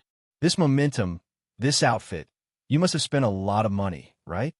I didn't spend any money, just a little for gas. Song Jiwin said proudly. I asked my mom to bring her plaza dance team over. They're all aunties who watch me grow up. That's enough, right? Later, I have to drive it back. The car, a brand new school bus with a yellow logo. Song Jiwin had discussed it with Chun Anlin. Although buying a car cost a few 100,000 yuan, since the dojo was going to the middle to high class students' business, they had to improve on the service to give the parents reassurance that they would send their children safely send their children home safely. Now that the car was bought, the driver wasn't there yet. Therefore, Song Jiwin acted as the driver on the weekends to pick up the aunties. If Song Jiwin hadn't said anything, Poplar Fruit wouldn't have noticed that Lu Suqin had also come over. She was holding Chun Amlin's hand and asking questions, making the little girl's ears turn red. Oh no, my godmother is here too. Poplar Fruit pulled Song Jiwin and blocked Fong Beibei's figure. He muttered to Fong Beibei. Then he glared at Song Jiwin and said, Why didn't you say so earlier? Sigh, sister-in-law, it's okay. Song Jiwin laughed and said, Look, isn't little Chili fine too? He had forgotten that he was so excited after successfully pulling his mother's team over that he didn't even tell Chun Anlin. Now, Chun Anlin was feeling very awkward and helpless. How can this be compared? Poplar Fruit retorted, She's not in a relationship with you. She'll be fine later. But the baby isn't ready to see my family yet. If godmother sees it, she'll send the photo to my mother's phone. Fong Beibei hugged Poplar Fruit's hand and was a little nervous. Poplar Fruit could feel that Fong Beibei's palm was sweating. Then what should we do? Song Jiwin scratched his head and said, Why don't I cover for you and you guys retreat first? Often, conflicts came from within the people. Before Song Jiwin's voice died away, Kiki jumped out from Poplar Fruit's side happily, as if she had discovered a new continent. She screamed, Grandma, Grandma, Kiki and Sister Beibei are here to see you. When the little girl saw Grandma Lu, she immediately remembered what she had asked her before. Before he could dodge, Poplar Fruit saw his godmother, Lu Suqin, let go of Chun Anlin and walk towards them with a smile. Fong Beibei shyly and nervously hid behind Poplar Fruit like an ostrich, hiding her head behind Poplar Fruit's back. It felt like she was deceiving herself. Needless to say, Fong Beibei was pulled aside by Lu Suqin and whispered to her. Poplar Fruit couldn't save his girlfriend from her hands. Looking at Fong Beibei's sad eyes, he couldn't help her even if he wanted to. On the other side, Chun Anlin secretly gave Song Jiwin a flying kick to stabilize his mood. He organized a group of aunties to start exercising. Of course, Song Jiwin played an important role in organizing them. Tai Chi dance. Let's call it Poplar Fruit's health Tai Chi dance that he figured out by combining Tai Chi with square dancing. Poplar Fruit had already taught it to Chun Anlin. This dance was very simple. For Chun Anlin, it didn't even take half an hour to learn it. Therefore, now, it was Chun Anlin who was leading more than 20 aunties to exercise. Unlike the quiet old man who usually practiced Tai Chi fist, Song Jiwin chuckled and turned on a loudspeaker next to him. The rock and roll tune of the hottest ethnic trend immediately attracted the attention of the people around him. Aunties, before we learn the movements one by one, please watch me demonstrate it once. Chun Amlin bowed with a smile on his face and began to gesture. The movements were really simple. There were only a few steps that everyone was familiar with and were relatively easy to learn. Poplar Fruit only organized them organically and used the agility of Tai Chi to match the melody of the current popular square dance, the hottest ethnic trend. Chun Amlin had done research on integrating Tai Chi into street dancing. Now, she could perform the whole set of Tai Chi dance effortlessly. Moreover, with her graceful posture and beautiful and cute face, the performance of the dance movements was several times better than what Poplar Fruit had taught her before. Not bad, not bad. It's very nice. This is the first time I've seen this type of square dance. It's very fresh, and the movements are very beautiful. If it's a performance on stage, it might even win a prize. The aunties smiled and were not stingy with their applause. Although there were only 20 or so people, the sound was so loud that many of the surrounding dancing aunties could not help but look over. Chun Amlin let out a sigh of relief. She was not tired. She was too nervous. After all, she used to be very resistant to this kind of performance and this kind of tacky square dance. Even if she stood up bravely, she was worried that she would embarrass herself. The auntie's encouragement finally made Chun Amlin feel relieved. Moreover, there was a hint of joy. This was something that she had never experienced in all her years of Tai Chi. Lu Suqin did not know if it was because she was affected by the atmosphere here. She also pulled Fong Bei, whose face was red, and joined them to learn Tai Chi. Let that guy go just like that? How is that possible? Chapter 861. It turned out that the fun of square dancing was not in dancing, but in being able to gather so many old sisters, singing and dancing, talking and laughing, and enjoying the sunset that belonged to them. When Poplar Fruit joined in, he began to understand the true meaning of this. During the intermission, Poplar Fruit was pulled out by Song Jiwen to perform a 42 Wei Tai Chi fist. Although he did not show his real skills, he still won the applause of the audience with a few difficult routines. Of course, Poplar Fruit was not the most outstanding. Kiki, who had been happily dancing with the adults, stole the limelight. The little girl learned Tai Chi fist dance for a while, and then ran with her grandmother to the group of square dancing aunties to learn Jiangnan style from others. The little guy shook his little buttocks and imitated the adults' shuddering dance steps. It was so adorable that everyone was mesmerized. She became the favorite of the aunties, and even they could not dance properly. They were amused by Kiki's cuteness and laughed until they bent over. Song Jiwen sighed with emotion and concluded, "Lao Gua, you don't have to come next time. Just send Kiki here. One Kiki is worth thousands of Poplar Fruit." Although it was full of malicious ridicule, Poplar Fruit still smiled and did not feel ashamed. Anyway, he just took it as a compliment to his daughter. "What did Godmother say to you?" On the way back, Poplar Fruit asked Fong Bei. "Nothing." Fong Bei blushed and said, "Annie told me that your mother is very nice and easy to get along with. She told me not to be afraid." Su Jinfeng probably nagged a lot in Lu Suqin's ear. The two elders were worried about Poplar Fruit's marriage. The older generation could not keep up with the ideas of the modern people, and the concept of marriage in the city was not so traditional. Lu Suqin painstakingly persuaded gently, and was worried that she would scare my daughter. "Well, don't worry. My mother is indeed a good person. She's very easy to get along with." Poplar Fruit smiled. "My family members are very good. They definitely won't bully you. I'm afraid you're the one bullying me." Fong Bei giggled and said, "Annie already said that if you bully me, just tell her. I have Annie backing me up. I'm such a good person. Why would I bully you?" Poplar Fruit complained. Back home, Fong Bei had to go to class. Although it was Saturday, she still had a special class to attend today. Moreover, the teacher was quite strict, so attendance was inevitable. "I'm going to class. What are you going to do?" Fong Bei was already out the door with her small backpack. She suddenly turned her head and asked while blinking her eyes. "Nothing." Poplar Fruit innocently said, "I don't have any plans today. I'm just going to stay at home and write my thesis. However, Fong Beibei did not believe him. She suspiciously looked at Poplar Fruit. Her heart was very hesitant. She felt that after she left, he would not do anything bad. Last night, Poplar Fruit woke up in the middle of the night and wore such a scary outfit. This scared Fong Beibei. "No, you can't leave my sight today," Fong Beibei firmly said. She closed the door and came back. "I'm not going to class. I have to watch you." Poplar Fruit bitterly smiled and said, "I already swore to you.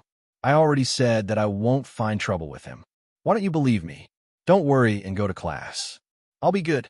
But Fong Beibei was unmoved. "Then what should I do? You can always follow me, right?" Poplar Fruit waved his hand and said. Fong Beibei hesitated and said, "But I'm worried.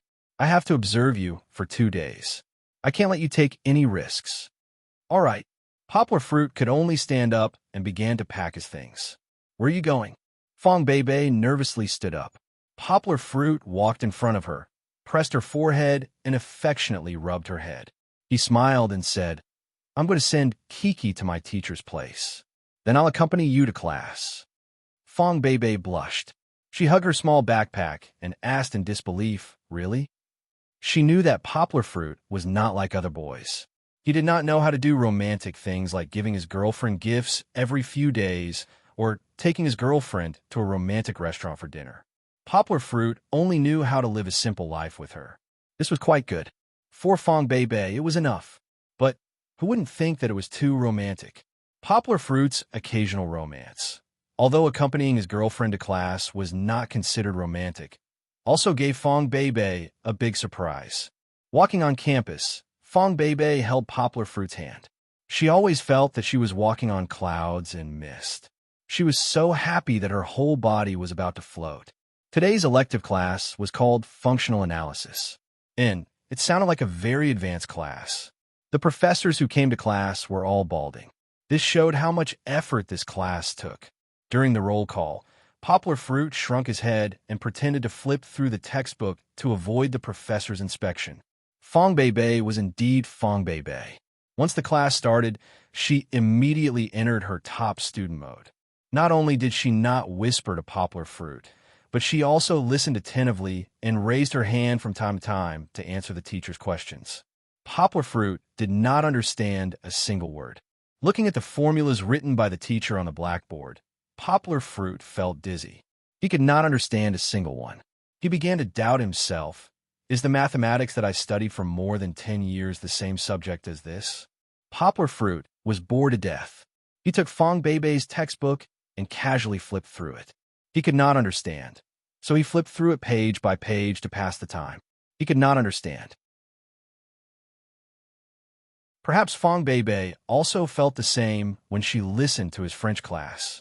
No wonder she did not go again after the first time. Poplar Fruit was lucky to pass the first class safely.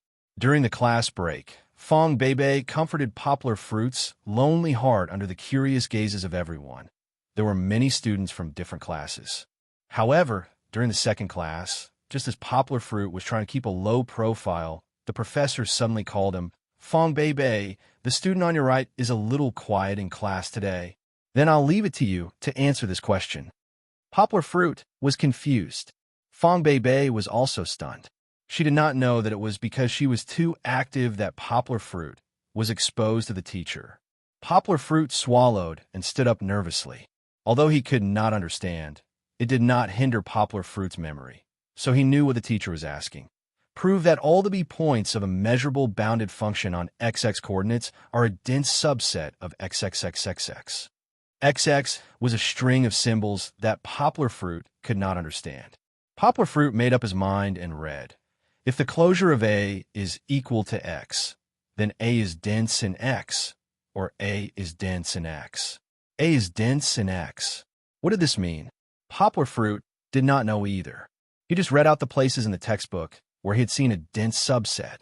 Fong Beibei opened her mouth and smiled bitterly as she took back the small piece of paper in her hand. Okay, this student is very serious about the preparation before class. The professor waved his hand and gestured for Poplar Fruit to sit down.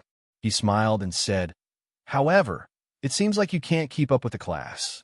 You have to learn from the girl on your left and do more proof questions to integrate the content you learned in class. After fooling around, the professor let the sweaty poplar fruit go. Poplar fruit sat down and looked at Fong Bei with fear lingering in his heart. However, he saw that Fong Bei was trying to hold back her laughter. This girl, Poplar Fruit, thought gloomily, "No, I can't come here again. Mathematics is fiercer than a tiger."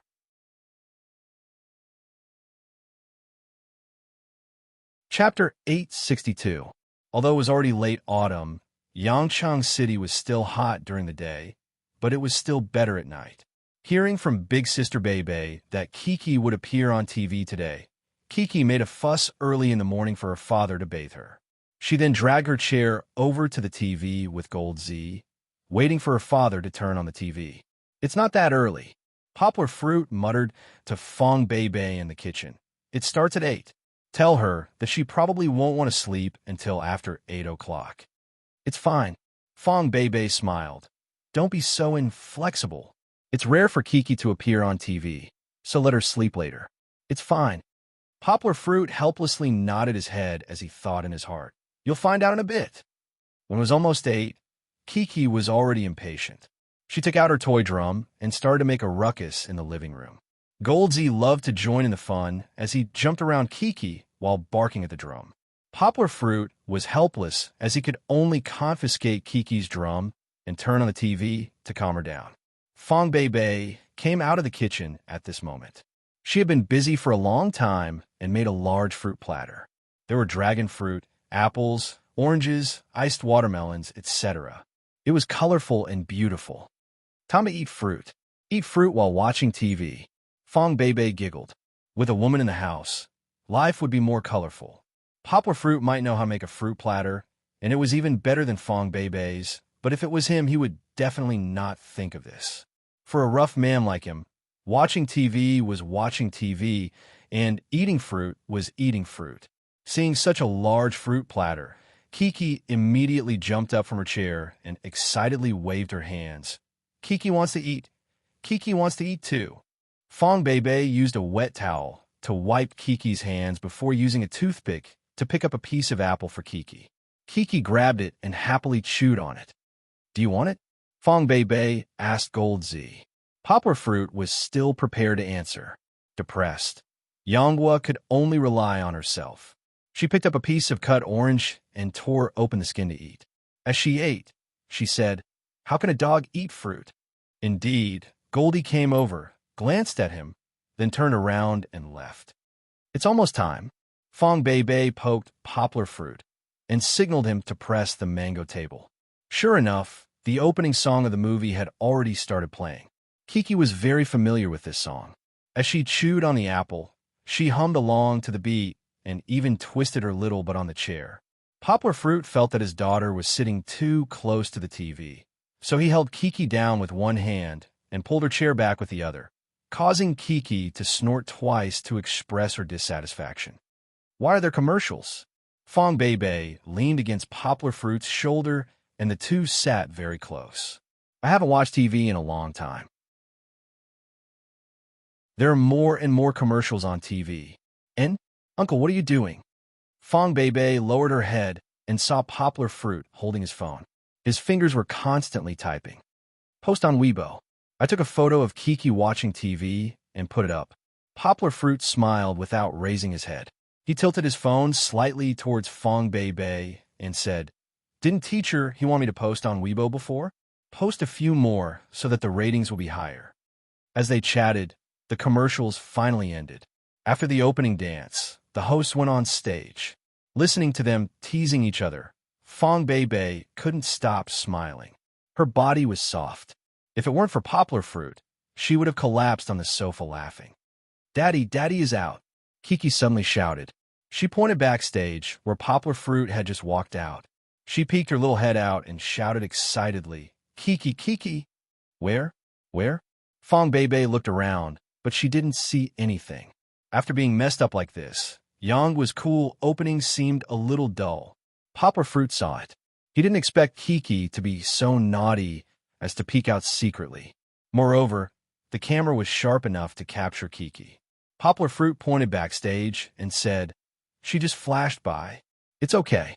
It's Kiki's turn to go on stage later." "Ing." Kiki cried out shyly.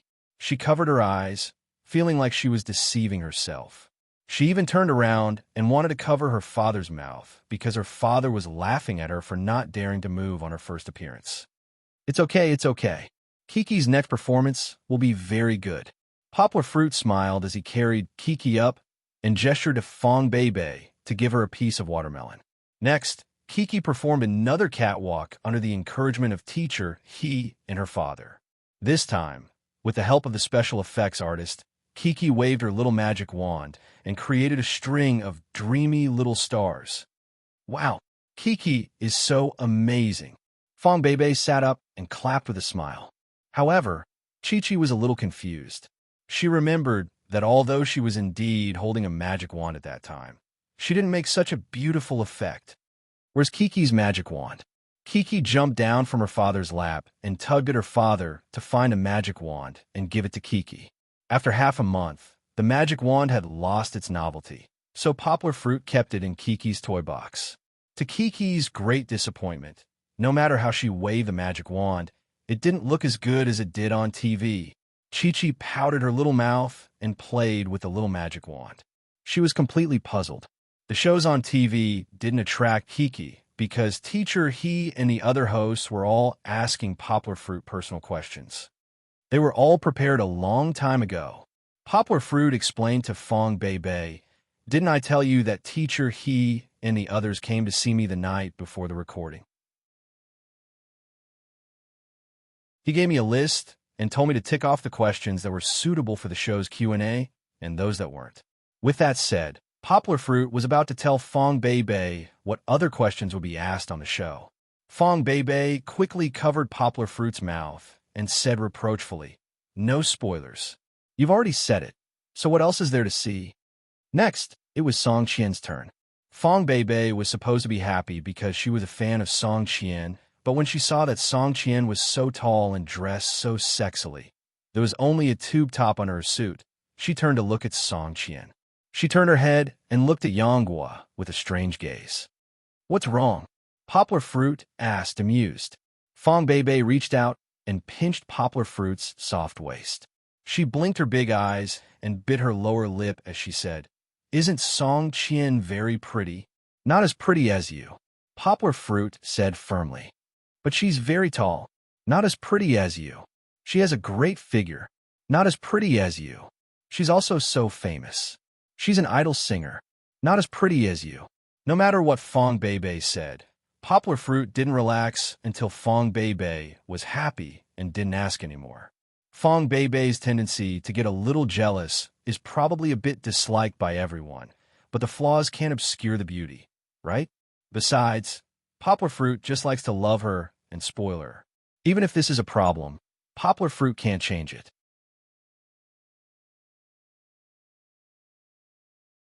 Chapter 863. After the first two segments of the show, Kiki's eyelids were already drooping as she leaned back in her father's arms and dozed off. Fong Beibei wondered why Poplar Fruit didn't carry Kiki back to sleep. She reached out her hands to carry Kiki, but the moment she picked her up, the little girl woke up. After waking up, the little girl didn't seem to be affected at all. She stared at the TV with her big eyes, as though nothing had happened. Not only that, but she was also giggling as she watched the TV. Her smile was bright, as though she was just pretending to doze off. "Aren't you sleepy?" Fong Beibei looked at Poplar Fruit doubtfully. She moved Kiki from Poplar Fruit's arms to her own and didn't do anything else. "Keep watching." Poplar Fruit mouthed silently. Kiki was beaming as she watched the TV. 1 second, 2 seconds, her smile gradually faded, and her little mouth was slightly open.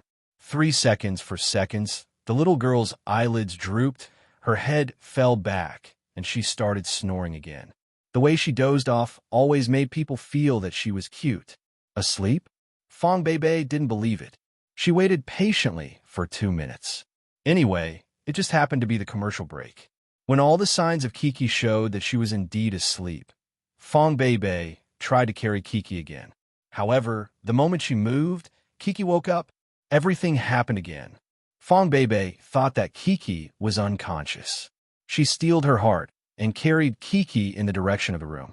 But just as she walked away from the TV, Kiki moved her limbs and struggled as though she was about to cry. She shouted, "Sob, sob, no, Kiki wants to watch TV." Fong Beibei believed her now. When Kiki opened her eyes, she was indeed awake. What to do? Fong Beibei watched her sit back on the sofa, and Kiki began to doze off again. She was not the same as before when she cried and wanted to watch TV. Fong Beibei frowned and looked at Poplar Fruit, only to see Poplar Fruit looking at her with a grin. "You want to see me make a fool of myself?"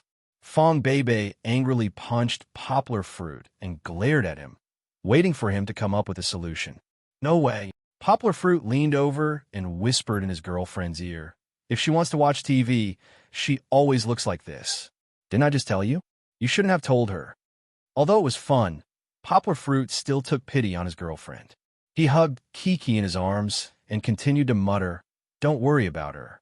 Wait until she's dozed off for an hour. Then I'll carry her back." Fong Beibei nodded. She used a toothpick to pick up a piece of apple and put it into Poplar Fruit's mouth. Since Poplar Fruit couldn't move, she would feed him. Poplar Fruit looked at Fong Beibei with a smile. The two leaned back on the sofa and continued to watch TV. After the commercial, the fast game entered the second game segment. Speaking of which, watching herself on TV was a very strange feeling. Originally, during the recording, there wasn't such a strong difference.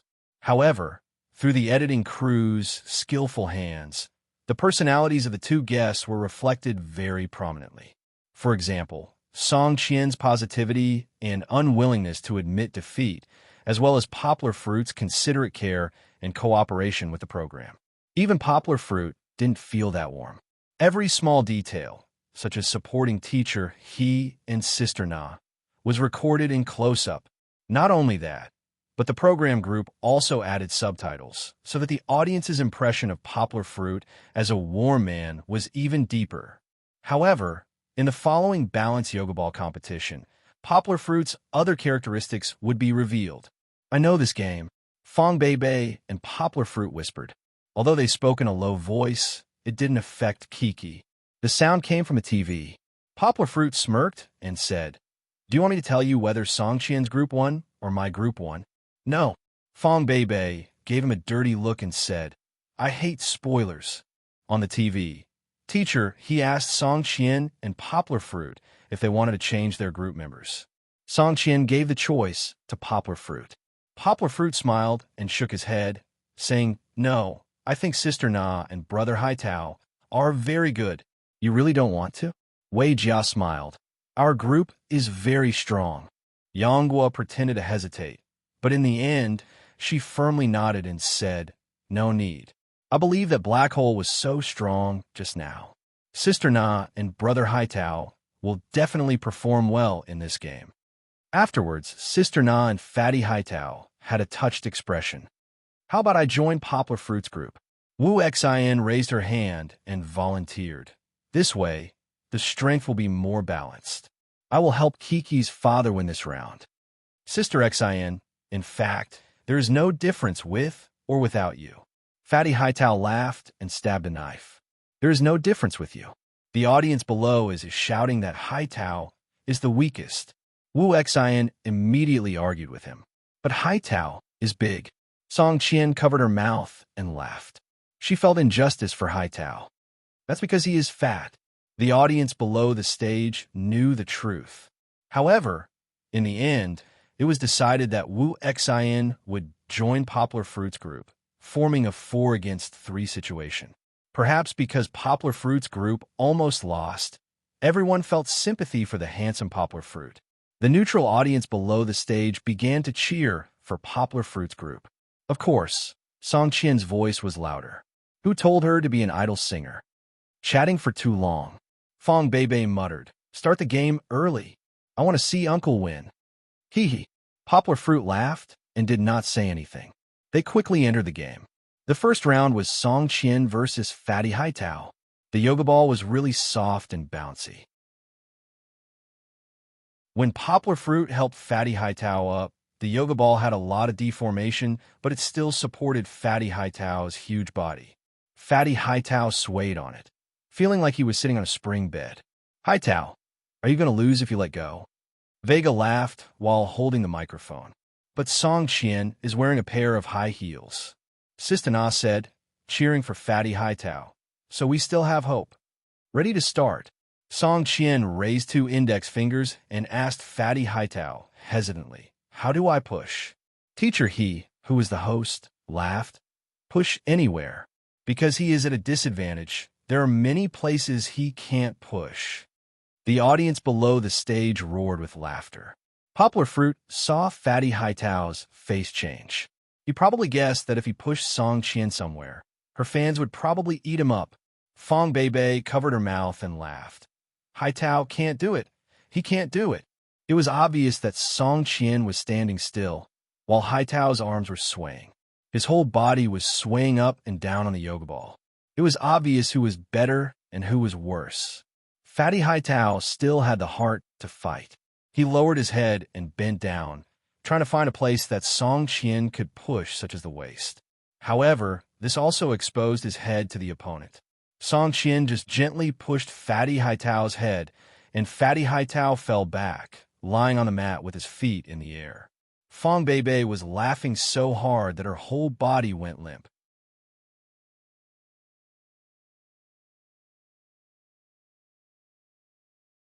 Chapter 864.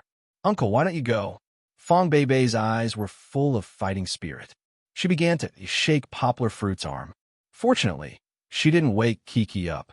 Poplar Fruit pointed to Wu Xian, who was about to go on stage, and laughed. It's easier for girls to fight against girls. We have 2 girls in our team. We have to let them deal with the troublesome Song Qian first. However, there were differences between women. Poplar Fruit and Hightow helped Wu Xian step on the yoga ball. Wu Xian's whole body was soft, and she couldn't straighten her back. Wu Xian, can you use a little more strength in your upper body? Vega guffawed. He was already sitting on the cushion, laughing so hard. Wu Xian was also embarrassed and laughed. She laughed even more powerlessly. Her whole body was twisted and her weight was pressed on Hightow. Poplar Fruit was already trying very hard to support her. He laughed and said, Sister Xen, straighten your upper body and use more strength. But Wu Xian couldn't get up. If Song Qian was a cartilaginous animal, then Wu Xian was like a boneless animal. Everyone could see that her whole body was soft. As soon as Poplar Fruit and Hightow let go, she would definitely sit on the ground. Finally, everyone supported Wu Xian to stand, but her legs were shaking. One of her arms was up and the other was down. It was as if she was going to do a ballet dance. After Hightow let go, he laughed and lied on the ground. Sister Xian has muscle weakness. Poplar Fruit tried to let go, but Wu Xian immediately fell back and fell on the cushion. Song Qian didn't need to do anything. She had already lost. Next, Sister Na shook her head and came on stage with a domineering look. I want to fight 3. Sister Na waved her hand, but in her tone, there was a kind of heroism that would never return. Everyone couldn't help but laugh. One had to know that in the last round, Sister Na also shouted such bold words, but she still didn't blow out a single candle. Sister Na shouldn't be able to do it, right? Song Qian is so powerful. Fong Beibei pouted and said, in the end, Uncle has to come out and save the world. Poplar Fruit smiled and said, keep watching. There will be a very classic scene here. Sister Na went up. Although she was also wearing high heels, she was more stable than Hightow. After they steadied themselves, Mr. He announced the start of the competition. The first one to attack was Song Shi. However, she only pushed her hands out to test the waters. She did not touch anyone. But when she took it back, Sister Na had already taken the opportunity to make a move. Sister Na pushed Song Qian's shoulders with both hands, and Song Qian staggered and fell back. Fong Beibei couldn't help but scream. She quickly covered her mouth for fear of disturbing Kiki, but she still stared at the TV. The production crew had actually used slow motion to film this scene. When Song Qian fell backwards, she was on her tiptoes and her lower abdomen was pushed outwards. Her upper body was tilted backwards, almost forming a 90-degree angle. But she did not fall. At this moment, Song Shi's whole body bounced back like a spring. With this force, Song Shi pushed Sister Na with her left hand. Sister Na could no longer control her body balance and fell out of the yoga ball. Many of the audience were already exclaiming. I believe that more of the audience in front of the TV were like Fong Bei Bei. They couldn't help but be excited. Amazing, amazing. Fong Bei Bei said enviously. How did she do it? She practiced dancing since she was a child. Poplar Fruit smiled. Her body is very flexible. Mine is not good. I can't even get down. Fong Bei Bei pouted, holding Poplar Fruit's hand, and said, Isn't the body test pressing down to touch the toes? I can't even touch it. It doesn't matter. Poplar Fruit said with a smile. We don't need to be so soft. We just need to be healthy. Fong Bei Bei pouted. The more Poplar Fruit looked at her, the more he liked her. He simply lowered his head and kissed her. The two played around and survived the advertisement. Finally, it was time for Poplar Fruit to appear. You have to fight 3 people again. Fong Bei Bei felt wronged for Poplar Fruit. This is not fair. Poplar Fruit was seen walking on a yoga ball with the help of Poplar Fruit. Of course, he didn't need to be helped. Poplar Fruit could also go up by himself. However, showing weakness to the enemy is also a small tactic. Start over. Song Qian, who had just won the audience with her super flexibility, stood steadily opposite Poplar Fruit. She had already defeated 3 members of Poplar Fruit's group. She was full of confidence. She looked at Poplar Fruit with a bright smile, as if victory was already in sight. However, that was Poplar Fruit. He stood on the yoga ball and slowly swayed up and down. This was not because he could not stand steadily, but because he could maintain a swaying rhythm and wait for an explosion. Song Qian suddenly pushed out a hand, just like how she defeated Fatty Haitao and Sister Na. Her speed was very fast. However, Yang's speed was even faster. On the yoga ball, his body leaned back slightly and spun in a clockwise arc. Not only did he cause Song Qian's hand to miss, but he also grabbed her hand. Poplar Fruit's original intention was to pull, but he considered that if Song Qian fell forward, there would be no cushion in front of her. It might be dangerous. Therefore, Poplar Fruit held down Song Qian's hand, turned around, and gently pushed. Song Qian could not stand under the force of Poplar Fruit's rotation. She fell out of the yoga ball and took 2 steps back. If it was said that Song Qian's matrix style of leaning back had made the host exclaim in surprise, then Yang Guo's arc swaying on the yoga ball had made everyone, including the audience, dumbfounded. Uncle, how did you do it? Fong Bei Bei asked the same question as Teacher He. Poplar Fruit on TV smiled shyly and said, No, my sense of balance is better. I actually stand very steadily on this yoga ball. Amidst everyone's exclamations, Yang Guo's legs seemed to have taken root in a yoga ball. He actually started to shake violently, even more violently than when he dealt with Song Qian. Poplar Fruit, are you the reincarnation of a roly-poly? Vega hit the nail on the head. Everyone thought of a roly-poly. Wasn't its chassis very similar to the yoga ball? Suddenly, there was another burst of laughter from the audience. Song Qian has lost. How are we going to win? Teacher, he looked at Poplar Fruit, who was standing steadily on the yoga ball, and sighed helplessly. All_kill. All_kill. Under Haitao's incitement, the audience below the stage shouted in unison. Everyone hoped to see a miracle. Yang Guo's team being completely wiped out, and the opponent not losing a single member. Uncle, you won't continue to throw the game, right? In the previous game, Poplar Fruit later told her that he had taken the initiative to throw the game for the show's effect. No, I won't. Poplar Fruit laughed. You see, it's already clear who's stronger and who's weaker. If I throw the game, the audience won't be happy. Sure enough, after Vega's challenge and Teacher He's mutual destruction failed, Poplar Fruit completed the feat of an all-kill.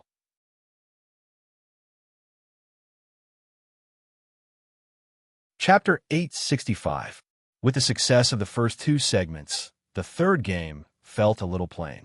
During the commercial, Fong Beibei was playing with Poplar Fruit's mobile phone. Suddenly, she burst into laughter. Poplar Fruit had just sent Kiki, who had finally fallen asleep, back to her room. After coming out, he looked at Fong Beibei and asked with a smile, "What's so funny? Your Weibo has a lot more followers, but a lot of people replied that they like the cute Kiki. They strongly urged Kiki to come on stage again." Fong Beibei smiled proudly. It wasn't clear if she was proud of Kiki's popularity or if she thought that Poplar Fruit wasn't as famous as Kiki, but it was funny. It was definitely the latter. Poplar Fruit knocked on Fong Beibei's head and said with a smile, "You're just gloating." After Kiki went to sleep, Poplar Fruit hugged Fong Beibei. Previously, she was just leaning against him, but now, Fong Beibei's upper body was lying in Poplar Fruit's arms. This was Kiki's favorite position. It was broad and comfortable, giving people a stable sense of security. Poplar Fruit asked Fong Beibei to help post on Weibo, telling the fans that Kiki would appear in the next segment. AAA, Science Experiment Station. Fong Beibei said happily, "I love watching this segment the most. Will Kiki really appear?" She saw Poplar Fruit nod, then she happily posted the Weibo. At the beginning, a few people appeared on the screen with various kinds of grimaces. Fong Beibei laughed happily. They're all funny. Uncle, your grimace is the least successful. It's not a grimace. It's obviously electricity. Poplar Fruit still looked handsome with one eye closed. This episode of the Science Experiment Station was related to electricity. Mystery also asked Song Qian to do a dance with their group. The song was also called Electric Shock. Song Qian is so beautiful. She has a great figure. Fong Beibei said enviously as she watched Song Qian's twisting body dance. Poplar Fruit had a different opinion. He said, "It's just SOSO. I don't think this dance is good. It's just deliberately acting cute. But she's so beautiful. She's so beautiful in her 20s. Fong Beibei said with a pout, "Our baby is so young and beautiful. You're so beautiful, so beautiful, so beautiful, so..." Fong Beibei, and Fong Beibei you have Fong. Fong Beibei, Fong. The Science Experiment Station's first experiment was an electrostatic metal ball, which was injected with 1 million volts of electricity. Hearing this, Fong Beibei smiled and said, "Oh, it doesn't matter. It's okay to touch it. We usually have more than 10,000 volts of static electricity when we take off our sweaters." Most people with a little scientific knowledge knew that there was no problem. The highlight was when a girl like Sister Na walked up and shook her head. Her hair was messy as if it was blown by a hairdryer. The most interesting one was Wu Xin. Her hair was longer. When it floated, she looked like a witch with fluttering hair in cartoons. After another segment of riding a bicycle to generate electricity, Kiki was finally going to go on stage. Haha, Kiki is also a little black shirt person. Fong Beibei covered her mouth and laughed. Why did she change into black clothes? Isn't that right? Kiki followed 3 other 5 or 6-year-old boys to the stage. She and the 3 little brothers were all wearing black clothes. Kiki was wearing a black dress, while the other 3 little boys were wearing handsome black leather armor or suits. There's a break during the recording. Poplar Fruit explained to Fong Beibei, so after the yoga ball, I took her backstage to change her clothes. Kiki was less than 2 years old. Compared with the other little brothers, she was shorter by a head. However, she looked more lively. The 3 little boys, Jin Ta, Mao Tua, Ainin, and Kiki. Everyone could probably guess their group from their names. The children were very cute. Jin Tua was cute, and Mao Tua spoke Mandarin with an accent. It was difficult for everyone to hide their love. Ainin, who was in Kiki's group, was more versatile. The 6-year-old boy completely danced Song Qian's dance. However, the little boys started in the wrong direction, which made everyone laugh. When it was Kiki's turn, Kiki also performed her singing skills. To be honest, Kiki's singing was a bit lacking. However, her pronunciation was clear and her singing was very clear. Since she was my daughter, everyone's expectations were not too high. They all praised and applauded. Fong Beibei said happily, "Chi-Chi, I was the one who taught her to sing this song. I mentioned it. Poplar Fruit said with a smile and pointed to the TV. Sure enough, Sister Na pulled Poplar Fruit and asked, Poplar Fruit, your daughter's singing is so good. She must have inherited your good genes. I haven't seen you perform before. Why don't you perform too? Sister Na was kind. She felt that Poplar Fruit was very good in all aspects. He was neither arrogant nor impatient. He was the material to mix in the entertainment industry. Therefore, she wanted to find out more about Poplar Fruit and help Poplar Fruit gain a foothold. She felt that Poplar Fruit was being polite when he said that he wasn't a star. Of course, Poplar Fruit couldn't sing. He smiled bitterly and said, I don't sing well.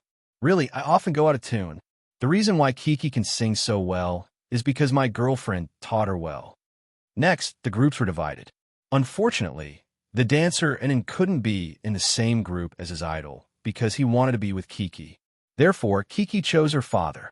Being able to play games with her father, Kiki was very happy. She jumped and snuggled up to her father's side.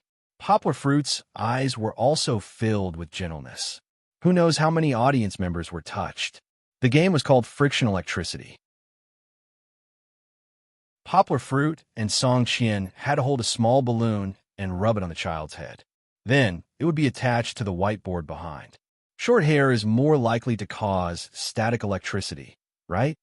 Poplar Fruit smiled and touched Kiki's long hair and said, Maybe, Sister Song Qian, your side isn't as good as ours. Although Kiki has long hair, and Anne's hair is super short. How can that be? This time we will win. Song Qian said, unconvinced. The game started immediately. Not long after, Fong Beibei burst out laughing. She hugged Poplar Fruit's hand and laughed. ISO, Kiki is the big black hole. Just as Poplar Fruit said, short hair is more likely to cause static electricity. After Poplar Fruit rubbed 2 balloons on Anne's hair, Kiki was unhappy. She took a balloon and put it on her father's hand. She even pulled her father's hand and hit her head. Fortunately, Poplar Fruit quickly pulled it back. Otherwise, the balloon might have burst. Poplar Fruit was helpless. He could only take the balloon and rub it on Kiki's head. Kiki giggled. She felt her hair was itchy and stretched out her hand to scratch it. However, the balloon that had been rubbed on Kiki's head was very difficult to stick. Poplar Fruit saw that after Song Qian's side failed several times. She secretly took the balloon and ran over to Poplar Fruit's side to rub it on Anne's head. Then, she ran back to stick it on Anne's head. Meanwhile, the 2 little boys on her side took the balloon and hit it on her head, rubbing it too hard. The scene was very chaotic and dramatic. The audience below the stage could not stop laughing. Fong Beibei was very anxious. However, Poplar Fruit was still being pestered by his daughter. The hosts had already joined in the scuffle. Later, Poplar Fruit had a quick-witted idea. He let Kiki take the balloon and rub it on Anne's head. Then, he passed it to her father. In the end, a few more balloons were stuck. The final result was no longer important. The cute Kiki's interaction with her father made everyone convulse with laughter. They forgot about the outcome in the game. This episode of Happy Stronghold finally came to an end amidst laughter and laughter.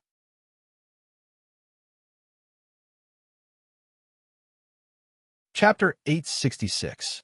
After watching the show, Poplar Fruit and Fong Beibei calmly went to bed, completely ignoring the new wave of heated discussion brought about by Poplar Fruit and his daughter on Weibo and other social media.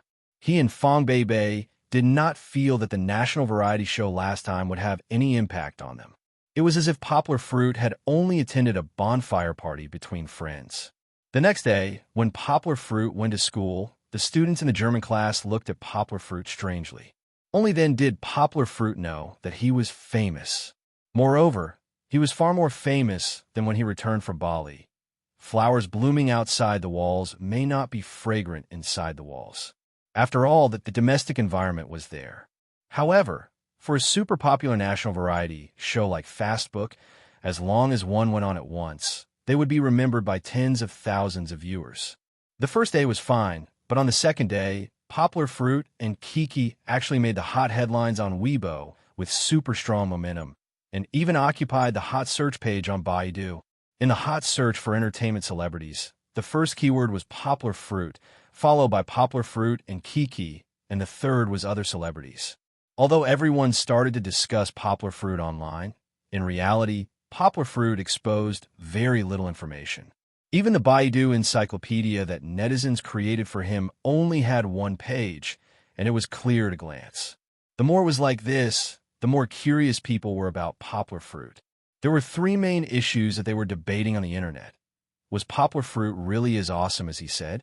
He actually knew 13 foreign languages and was proficient in them. How old was poplar fruit? Why did he have a daughter who still looked like a handsome college student? Poplar fruit claimed that he had no intention of returning to the modeling world. Was it true, or was he pretending? In terms of language, poplar fruit's ability was recognized by many so-called experts. Many foreign language students even came forward to say that poplar fruit's spoken English was definitely first class or even super first class. Poplar fruit had shown that he could speak more than 8 foreign languages fluently. As for whether he could speak 13 foreign languages, was there a need to argue about this? Aside from this question, there was a lot of praise. As for the other two questions, because everyone knew too little about poplar fruit, they could only express their opinions on the internet and argue endlessly. Of course, in addition to poplar fruit, Kiki also received a lot of attention. The little girl's innocent and cute performance on stage was called cuteness in the face by netizens. Following the exposure of poplar fruit's Kiki's father on Weibo, every detail of Kiki's growth since she was born was dug out by her fans. There was even a video producer who was full of maternal love, who collected all the photos posted by poplar fruit and made a video full of love. I cried watching it. After watching this video, I also want to have such a cute daughter. Don't say anything. Wife, let's have a daughter. Who told me that I value boys over girls? I'll beat him to death. I don't want a boy. I want a daughter. If I can have such a daughter, I'll have no regrets in life. Of course, Kiki, with her red lips, white teeth, and bright eyes, was becoming more and more popular. The comments gradually went astray. Father-in-law, please accept me. I'm willing to keep my chastity for Kiki and wait for her for 16 years. The person above is a beast. Let go of Kiki, let me do it. Father-in-law, I'm willing to give you 1,000 pieces of gold as a betrothal gift. Gradually, poplar fruit, who was in his early 20s, was being pushed to the altar of the nation's father-in-law by various strange uncles and netizens. Poplar fruit did not know about this, as he was busy dealing with all kinds of harassment from the media. How could he have the time to check Weibo? Indeed, people are afraid of being famous, and pigs are afraid of being fat. Previously, when poplar fruit returned from Bali, many of the media gave up because they could not find him. This time, they simply went to his office and did not want to leave. There was even a media company with a strong background that directly went to Chun Zhongdai. You've created this mess, so quickly solve it. Chun Zhongdai was annoyed, but he could not refuse. So, he called poplar fruit and asked him to make a decision. The one who went to Chun Zhongdai was a reporter from Nanyue Evening News, and poplar fruit was no stranger to them. Back then, Yao Dahua had found Nanyue Evening News to support him, and the newspaper they were in represented the bold and emotional attitude of Nanyue. They dared to break the rules and dared to raise doubts. Overall, poplar fruit had a good impression of them. Among the media companies that went to him were many well-known newspapers in the country, such as Yangqing Evening News. However, poplar fruit was not interested in Yangqing Evening News. Back then, he accepted their interview, but in the end, he was given a small tofu block position. It was not that poplar fruit wanted to make a gimmick, but it was a matter of attitude. Poplar fruit also saw an old acquaintance among the media companies, Dong Run.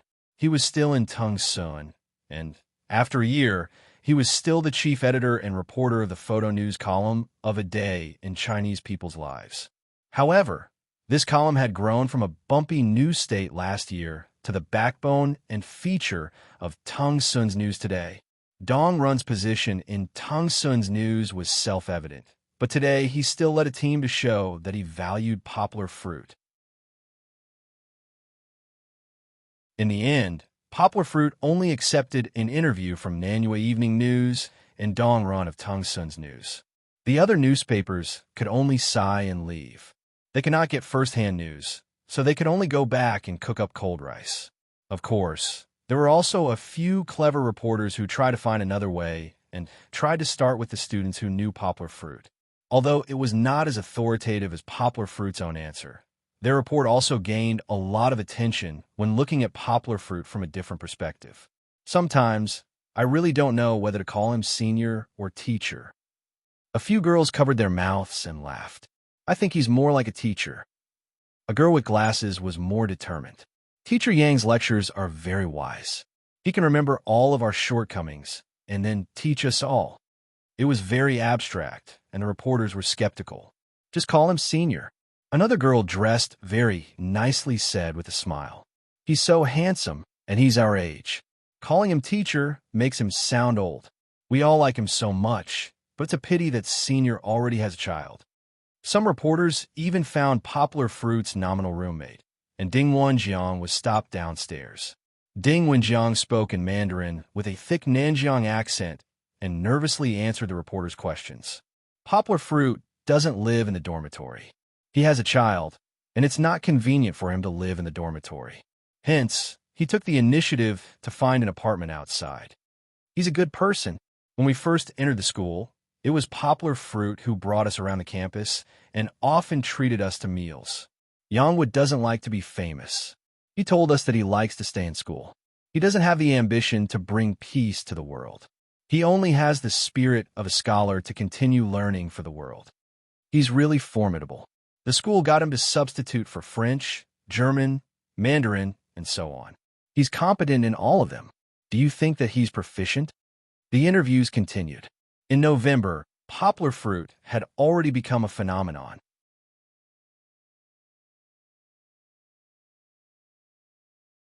Chapter 867.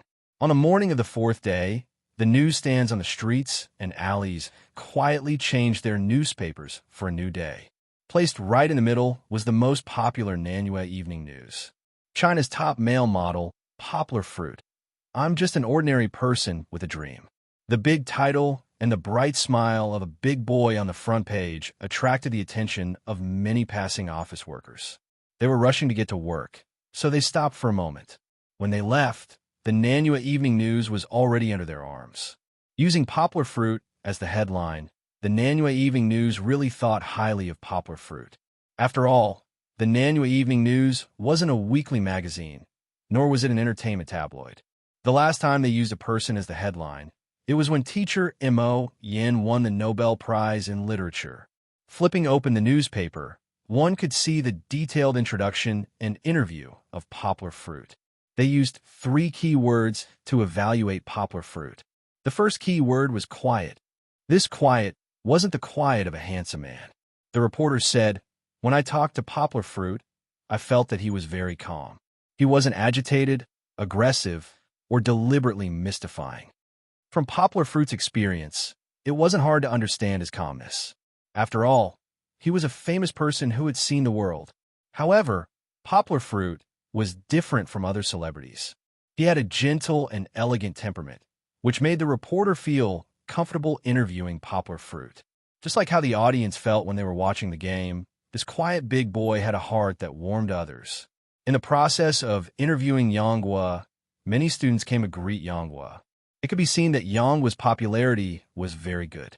Sometimes, when people saw his daughter, they would mistakenly think that poplar fruit was in his late 20s. But in reality, he was only 25 years old.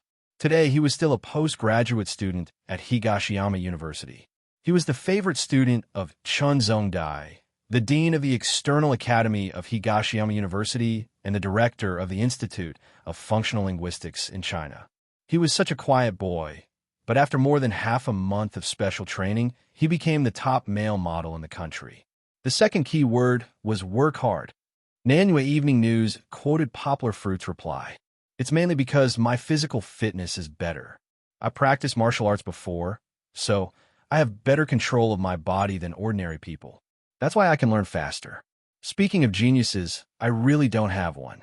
My success is entirely due to Givenchy's careful nurturing and my own hard work. Givenchy has arranged 2 top modeling mentors for me. One of them has imparted a wealth of theoretical knowledge to me, while the other has taught me a lot of tricks and experience on the runway. During the half a month of special training, the mentors worked very hard. They practiced with me from 9 in the morning to 6 in the evening. Of course, hard work is also very important. At night, apart from coaxing my daughter to sleep, they would also take time to study the videos provided by the mentors and practice for a few hours. Apart from a modeling aspect, Nanyue Evening News also focused on another aspect that everyone was curious about. How was Poplar Fruit studies? Was he really as proficient in 13 foreign languages as he claimed to be? For the sake of objectivity, Nanyue Evening News did not interview Poplar Fruit on this question. Earlier on, another batch of people had found teachers from the foreign language school in Guangdong province and asked them to evaluate Yang's translations of Mo Yan's works in different languages. There was no need for further evaluation. The teachers were all in awe of Poplar Fruit's ability. That's right, it was respect, not praise. Poplar Fruit's ability as a native speaker made most of the teachers feel ashamed. In the interview, Poplar Fruit revealed a little about his study method. Although he felt that he did not spend much time on his studies, it was important for him to persevere. He would spend at least 2 hours a day reading and studying, independent of his working hours. Nanyue Evening News praised. Only through hard work can he explain his amazing and even questionable results. They also found out that before Poplar Fruit officially entered the school, he had already submitted a thesis that was successfully published on an authoritative newspaper in China, Translators. He even made a keynote report in the National Applied Translation Symposium in August this year. As a postgraduate student, Poplar Fruit could be said to be the first person in China to make a keynote report in such a large national conference.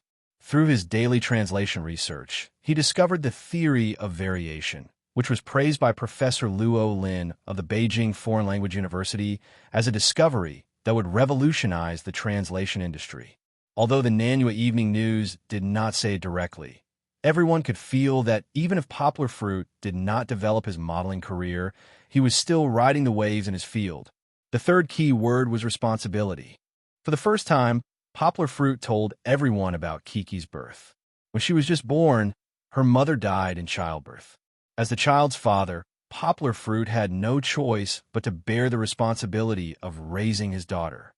When she was just born, it was tough to take care of her.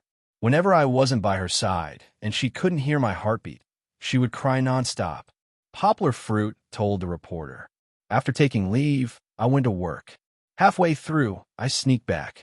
Because she refused to drink milk, she cried herself hoarse. In the end, I had no choice but to resign. I was forced to become a translator because I had no choice but to stay at home. But later on, I realized that I was suited for and loved to deal with all kinds of languages. When the Nanyue Evening News talked about Poplar Fruit's past, there wasn't any regret or lament, but happiness. His daughter did not become Poplar Fruit's burden, and this heavy responsibility had stimulated Poplar Fruit's potential, allowing him to achieve everything that was impossible now. Back then, she was a tiny life in my palm, connected by blood. Although I was muddle-headed, my inner voice told me that she was my daughter, and I had to bear this responsibility. 2 years have passed, and Kiki has also grown up a little. She can run and jump, and she can even tell her father that she loves him. With her around, every day is blissful and sweet. The Nanyue Evening News emotionally quoted Poplar Fruit's words and even told everyone a piece of news. Poplar Fruit has confirmed that he has a girlfriend. Thank you for your concern. My girlfriend is great, and she is taking good care of my daughter. We are very happy, but I hope that everyone can give us some privacy, and I hope that everyone can understand my pursuit. Poplar Fruit is just an ordinary person. The Nanyue Evening News continued to stir up emotions and concluded, Poplar Fruit is not an ordinary person, and he has given us great inspiration for the past 2 years. Happiness isn't easy, and it requires hard work. I hope that everyone with dreams can be like Poplar Fruit, braving through trials and hardships and walking with love.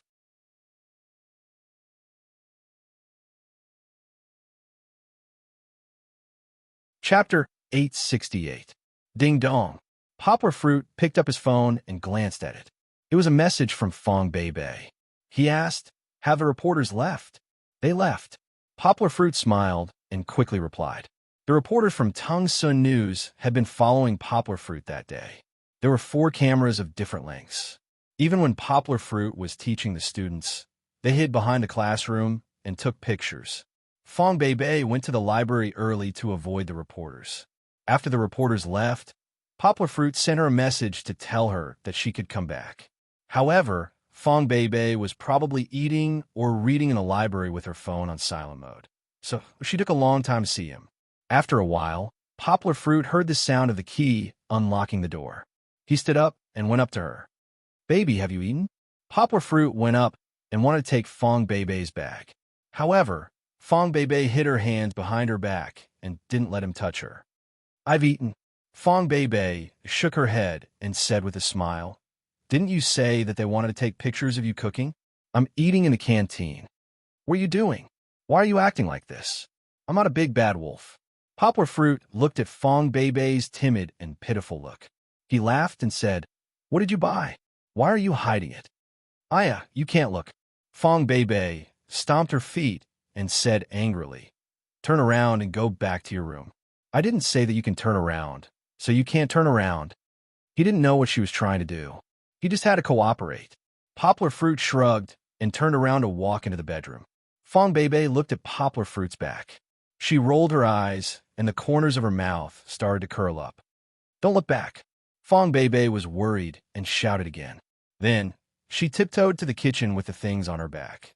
Poplar Fruit did not turn around, but he said casually, "What?" Fong Bei was taken aback by his strange behavior. Just as Fong Bei was about to reach the kitchen, Kiki, who had heard the news, rushed over like a little traitor. Her eyes were wide open. She was a little confused and a little excited as she pointed the thing Fong Bei was carrying and shouted, "Cake! Cake!" It was like a spy who had changed his name for many years and was about to successfully come into contact with his target. In the end, an ignorant elementary school friend saw him and exclaimed excitedly, "Kuhan-san, why are you here?" Although the cake was in a box, the outside of the box was printed with the appearance of the cake. Kiki recognized it at a glance.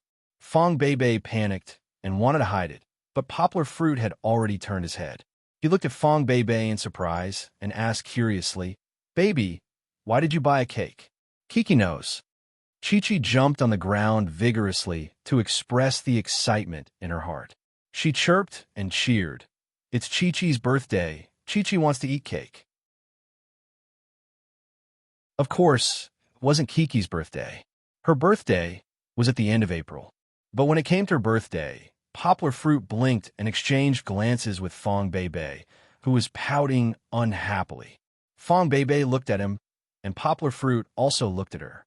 The two of them had each other in their eyes, and the emotions in Poplar Fruit's eyes were gradually heating up. It was even going to melt the two of them.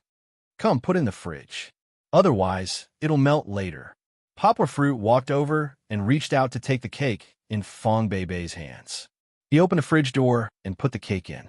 Fong Bei was still standing at the same spot. Her mouth was slightly pouting, and she was very unwilling to accept it. Poplar Fruit turned around and gently hugged his girlfriend.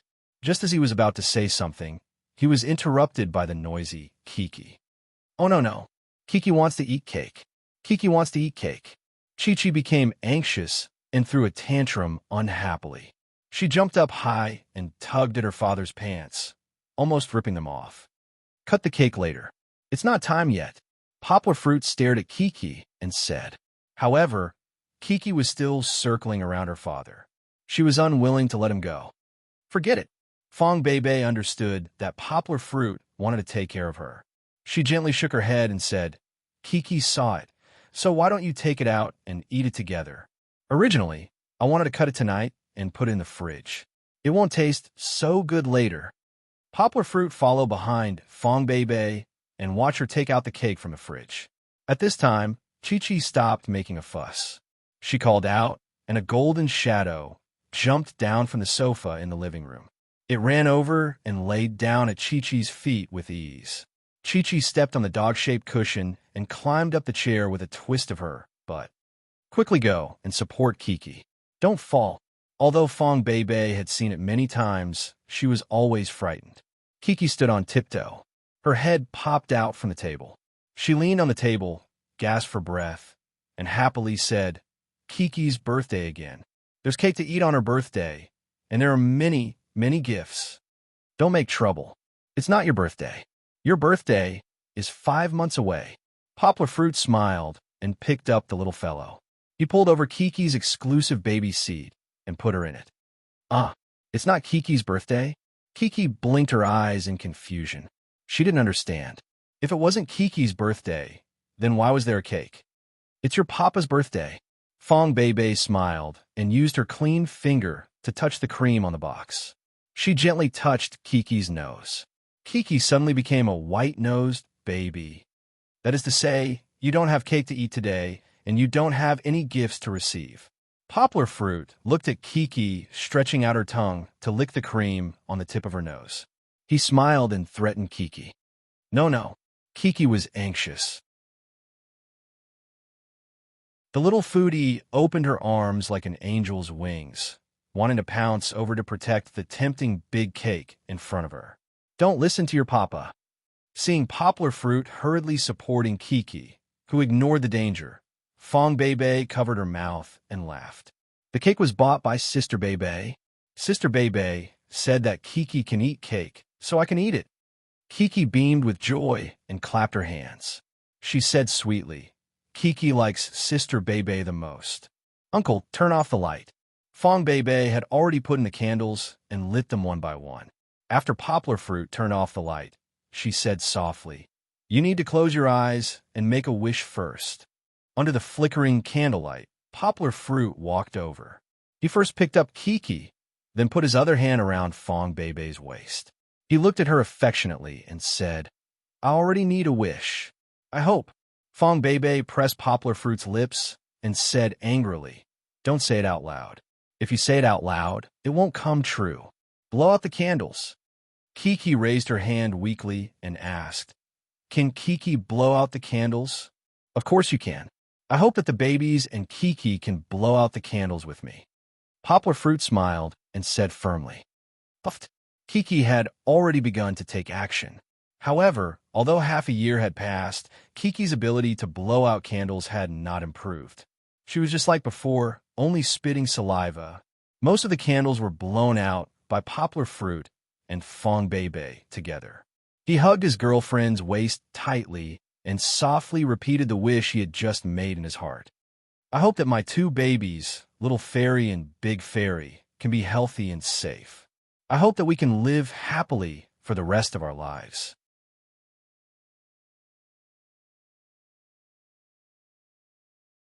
Chapter 869. After the little fellow ate the cake, she was exceptionally excited and did not feel sleepy for a long time. Poplar Fruit and the rest also accompanied her to create havoc in heaven before coaxing her to take a bath and sleep. After finishing the bedtime story, when Poplar Fruit came out of the bedroom, Fong Beibei was standing on the balcony collecting clothes. Poplar Fruit pushed open the glass door of the balcony and gently walked out. Without waiting for Fong Beibei to turn around, he wrapped his arms around Fong Beibei from behind and hugged her. Fong Beibei's body stiffened for a moment before she gently leaned into Poplar Fruit's embrace. "When we move to the new house, we'll build a bamboo rocking chair on the balcony. That way, I can hug you and accompany you to look at the sky, the stars, and the moon." Poplar Fruit said affectionately, "But Yangcheng is filled with clouds. Where would we be able to see the stars and the moon?" Fong Beibei pretended to be innocent and said, "This lass, she must be doing it on purpose. Then I'll accompany you to look at the clouds and the lights of the city." Poplar Fruit cleverly replied, "Clouds and clouds. That means it's going to rain soon and we have to collect the clothes. How would I have the mood to sit on the rocking chair with you?" Fong Beibei giggled as she said, "Aya, so disobedient?" It was supposed to be a beautiful scene in name only, but the beauty did not understand the situation and played the zither. Poplar Fruit angrily tickled her. Fong Beibei giggled and struggled until she had no strength left. In the end, she softly let Poplar Fruit hug her. It was dark outside, and there was nothing to see. Poplar Fruit carried Fong Beibei back and casually placed the clothes that were half collected on the back of the chair. He then carried Fong Beibei back to the sofa, and the two continued to chat. "How did you know that tomorrow is my birthday? I almost forgot." Poplar Fruit affectionately gazed at Fong Beibei, his palm gently caressing her somewhat thin cheeks. Her skin was smooth and delicate, making Poplar Fruit unable to part with it. "Of course I will." Fong Beibei smiled and said, "I saw your ID card and secretly confirmed it with Brother Mosquito. Why don't you remember? Have you never celebrated your birthday before?" "Before university, my family only cooked 2 eggs for my birthday. There wasn't much of a birthday celebration. Of course, it's also because my family is poor." Poplar Fruit smiled and said, "Later, after Kiki was born, all my thoughts were on her. How could I remember my own birthday?" There was a period of time when Poplar Fruit did not say, but Fong Beibei also understood. During their university years, every birthday, Poplar Fruit was accompanied by a girl. Although in the end, they did not walk together, Fong Beibei knew that those memories were once beautiful. Fong Beibei's nose was a little sour, but she still mustered up her courage. Biting her lower lip, she looked at Poplar Fruit and said seriously, "Uncle, in the future, I will celebrate your birthday every year." Poplar Fruit lowered his head and gently planted a kiss on her thin lips. It was not a deep kiss, but a light kiss, and then separated. He grabbed Fong Beibei's hand and said softly, "Of course, I will also celebrate your birthday with you year after year. You have to make a pinky promise with me." At this moment, Fong Beibei turned into a spoiled my daughter. Just like Kiki, her voice was sticky, making people's heart turn tender. "Okay." Poplar Fruit smiled and stretched out his right hand. "I want your left hand," Fong Beibei said with a smile. "You're picky when it comes to pinky promise?" Poplar Fruit was a little confused, but he still stretched out his left hand that was hugging her and gently raised his pinky finger. Fong Beibei pulled Poplar Fruit's left hand and raised her head, blocking Poplar Fruit's line of sight. Poplar Fruit only felt that his pinky finger was pressed down and his middle finger was pulled up. Before he could ask, he felt that something seemed to be put on his left middle finger. "What's this?" Fong Beibei let go. Poplar Fruit raised his hand and looked at it suspiciously. It was a round ring without any patterns. It was shiny and smooth. "A ring." Fong Beibei raised her left hand and pressed her fingers against Poplar Fruit's. Her slender middle finger was also wearing a ring with the same design as Poplar Fruit's. "The store said that this is a love ring. Don't you think it looks too ugly?" Poplar Fruit twisted the ring and put it on tightly. He then stretched out his hand and pinched Fong Beibei's nose. He blamed her and said, "Did you use all the money I gave you to buy a ring?" Yanghua earned money very quickly as a translator. She rarely checked her credit cards. After all, it was impossible for her to spend so much money that she needed to overdraft. He gave Fong Beibei a supplementary card, but Fong Beibei had never used it. She basically used her own money. Poplar Fruit loved his girlfriend, so he usually gave Fong Beibei a lot of money to spend. This pair of rings wasn't expensive. According to Fong Beibei's character, she must have secretly picked for a long time before she found this pair. Of course, Yanghua didn't care about the value of the ring, nor did he care about the appearance of the ring. When he saw the rings on Fong Beibei and his hands, his heart was filled to the brim. Fong Beibei giggled as she hugged Poplar Fruit's waist with one hand and leaned on his chest. She raised her left hand and gestured under the light. The silver light on her fingers was dazzling. "Silly." Poplar Fruit lifted Fong Beibei's hair with his right hand and kissed her on the cheek. His left hand caught Fong Beibei's left hand. Their fingers with the rings intertwined, feeling the warmth of the rings on each other's fingers. "Baby." Poplar Fruit whispered in Fong Beibei's ear, "Thank you. Thank you for preparing this surprise for me so carefully." He guessed it. Fong Beibei must have started preparing a long time ago. She even hid it from Poplar Fruit for so long. Today, she might have been running around outside for a long time, busy ordering a cake for Poplar Fruit. She wanted to give Poplar Fruit a surprise when it was almost midnight. Unfortunately, the cake was discovered by Kiki. The surprise was only left with joy. The ring is the birthday present. Fong Bebe buried her head in Poplar Fruit's arms and giggled. Fortunately, I hid it. Otherwise, it would be a big loss. Poplar Fruit scratched his head and asked with some guilt, "Baby, tell me, am I not qualified to be your boyfriend? I should have bought the ring, but it was you who remembered it." The two had confirmed their relationship for nearly 3 months. Their relationship could be said to have warmed up since they boarded the Shenzhou 8 spaceship. But even so, Poplar Fruit still didn't know how to create romance for his girlfriend. The two of them didn't even buy a couple of matching shirts to show their affection. "No." Fong Bebe shook her head and said softly, "I just like your honest character. I like what you said to me outside. Sitting in a rocking chair with you and slowly growing old with you. That's the most romantic thing, I think." You're tuning in to the Romance Rendezvous YouTube channel. We're so grateful for your support, and don't forget to subscribe to join us on this incredible journey through captivating stories. Your generosity through donations truly makes a world of difference, as it's the primary source of revenue that allows me to expand and enhance this channel for you. Thank you from the bottom of my heart for being a part of this adventure.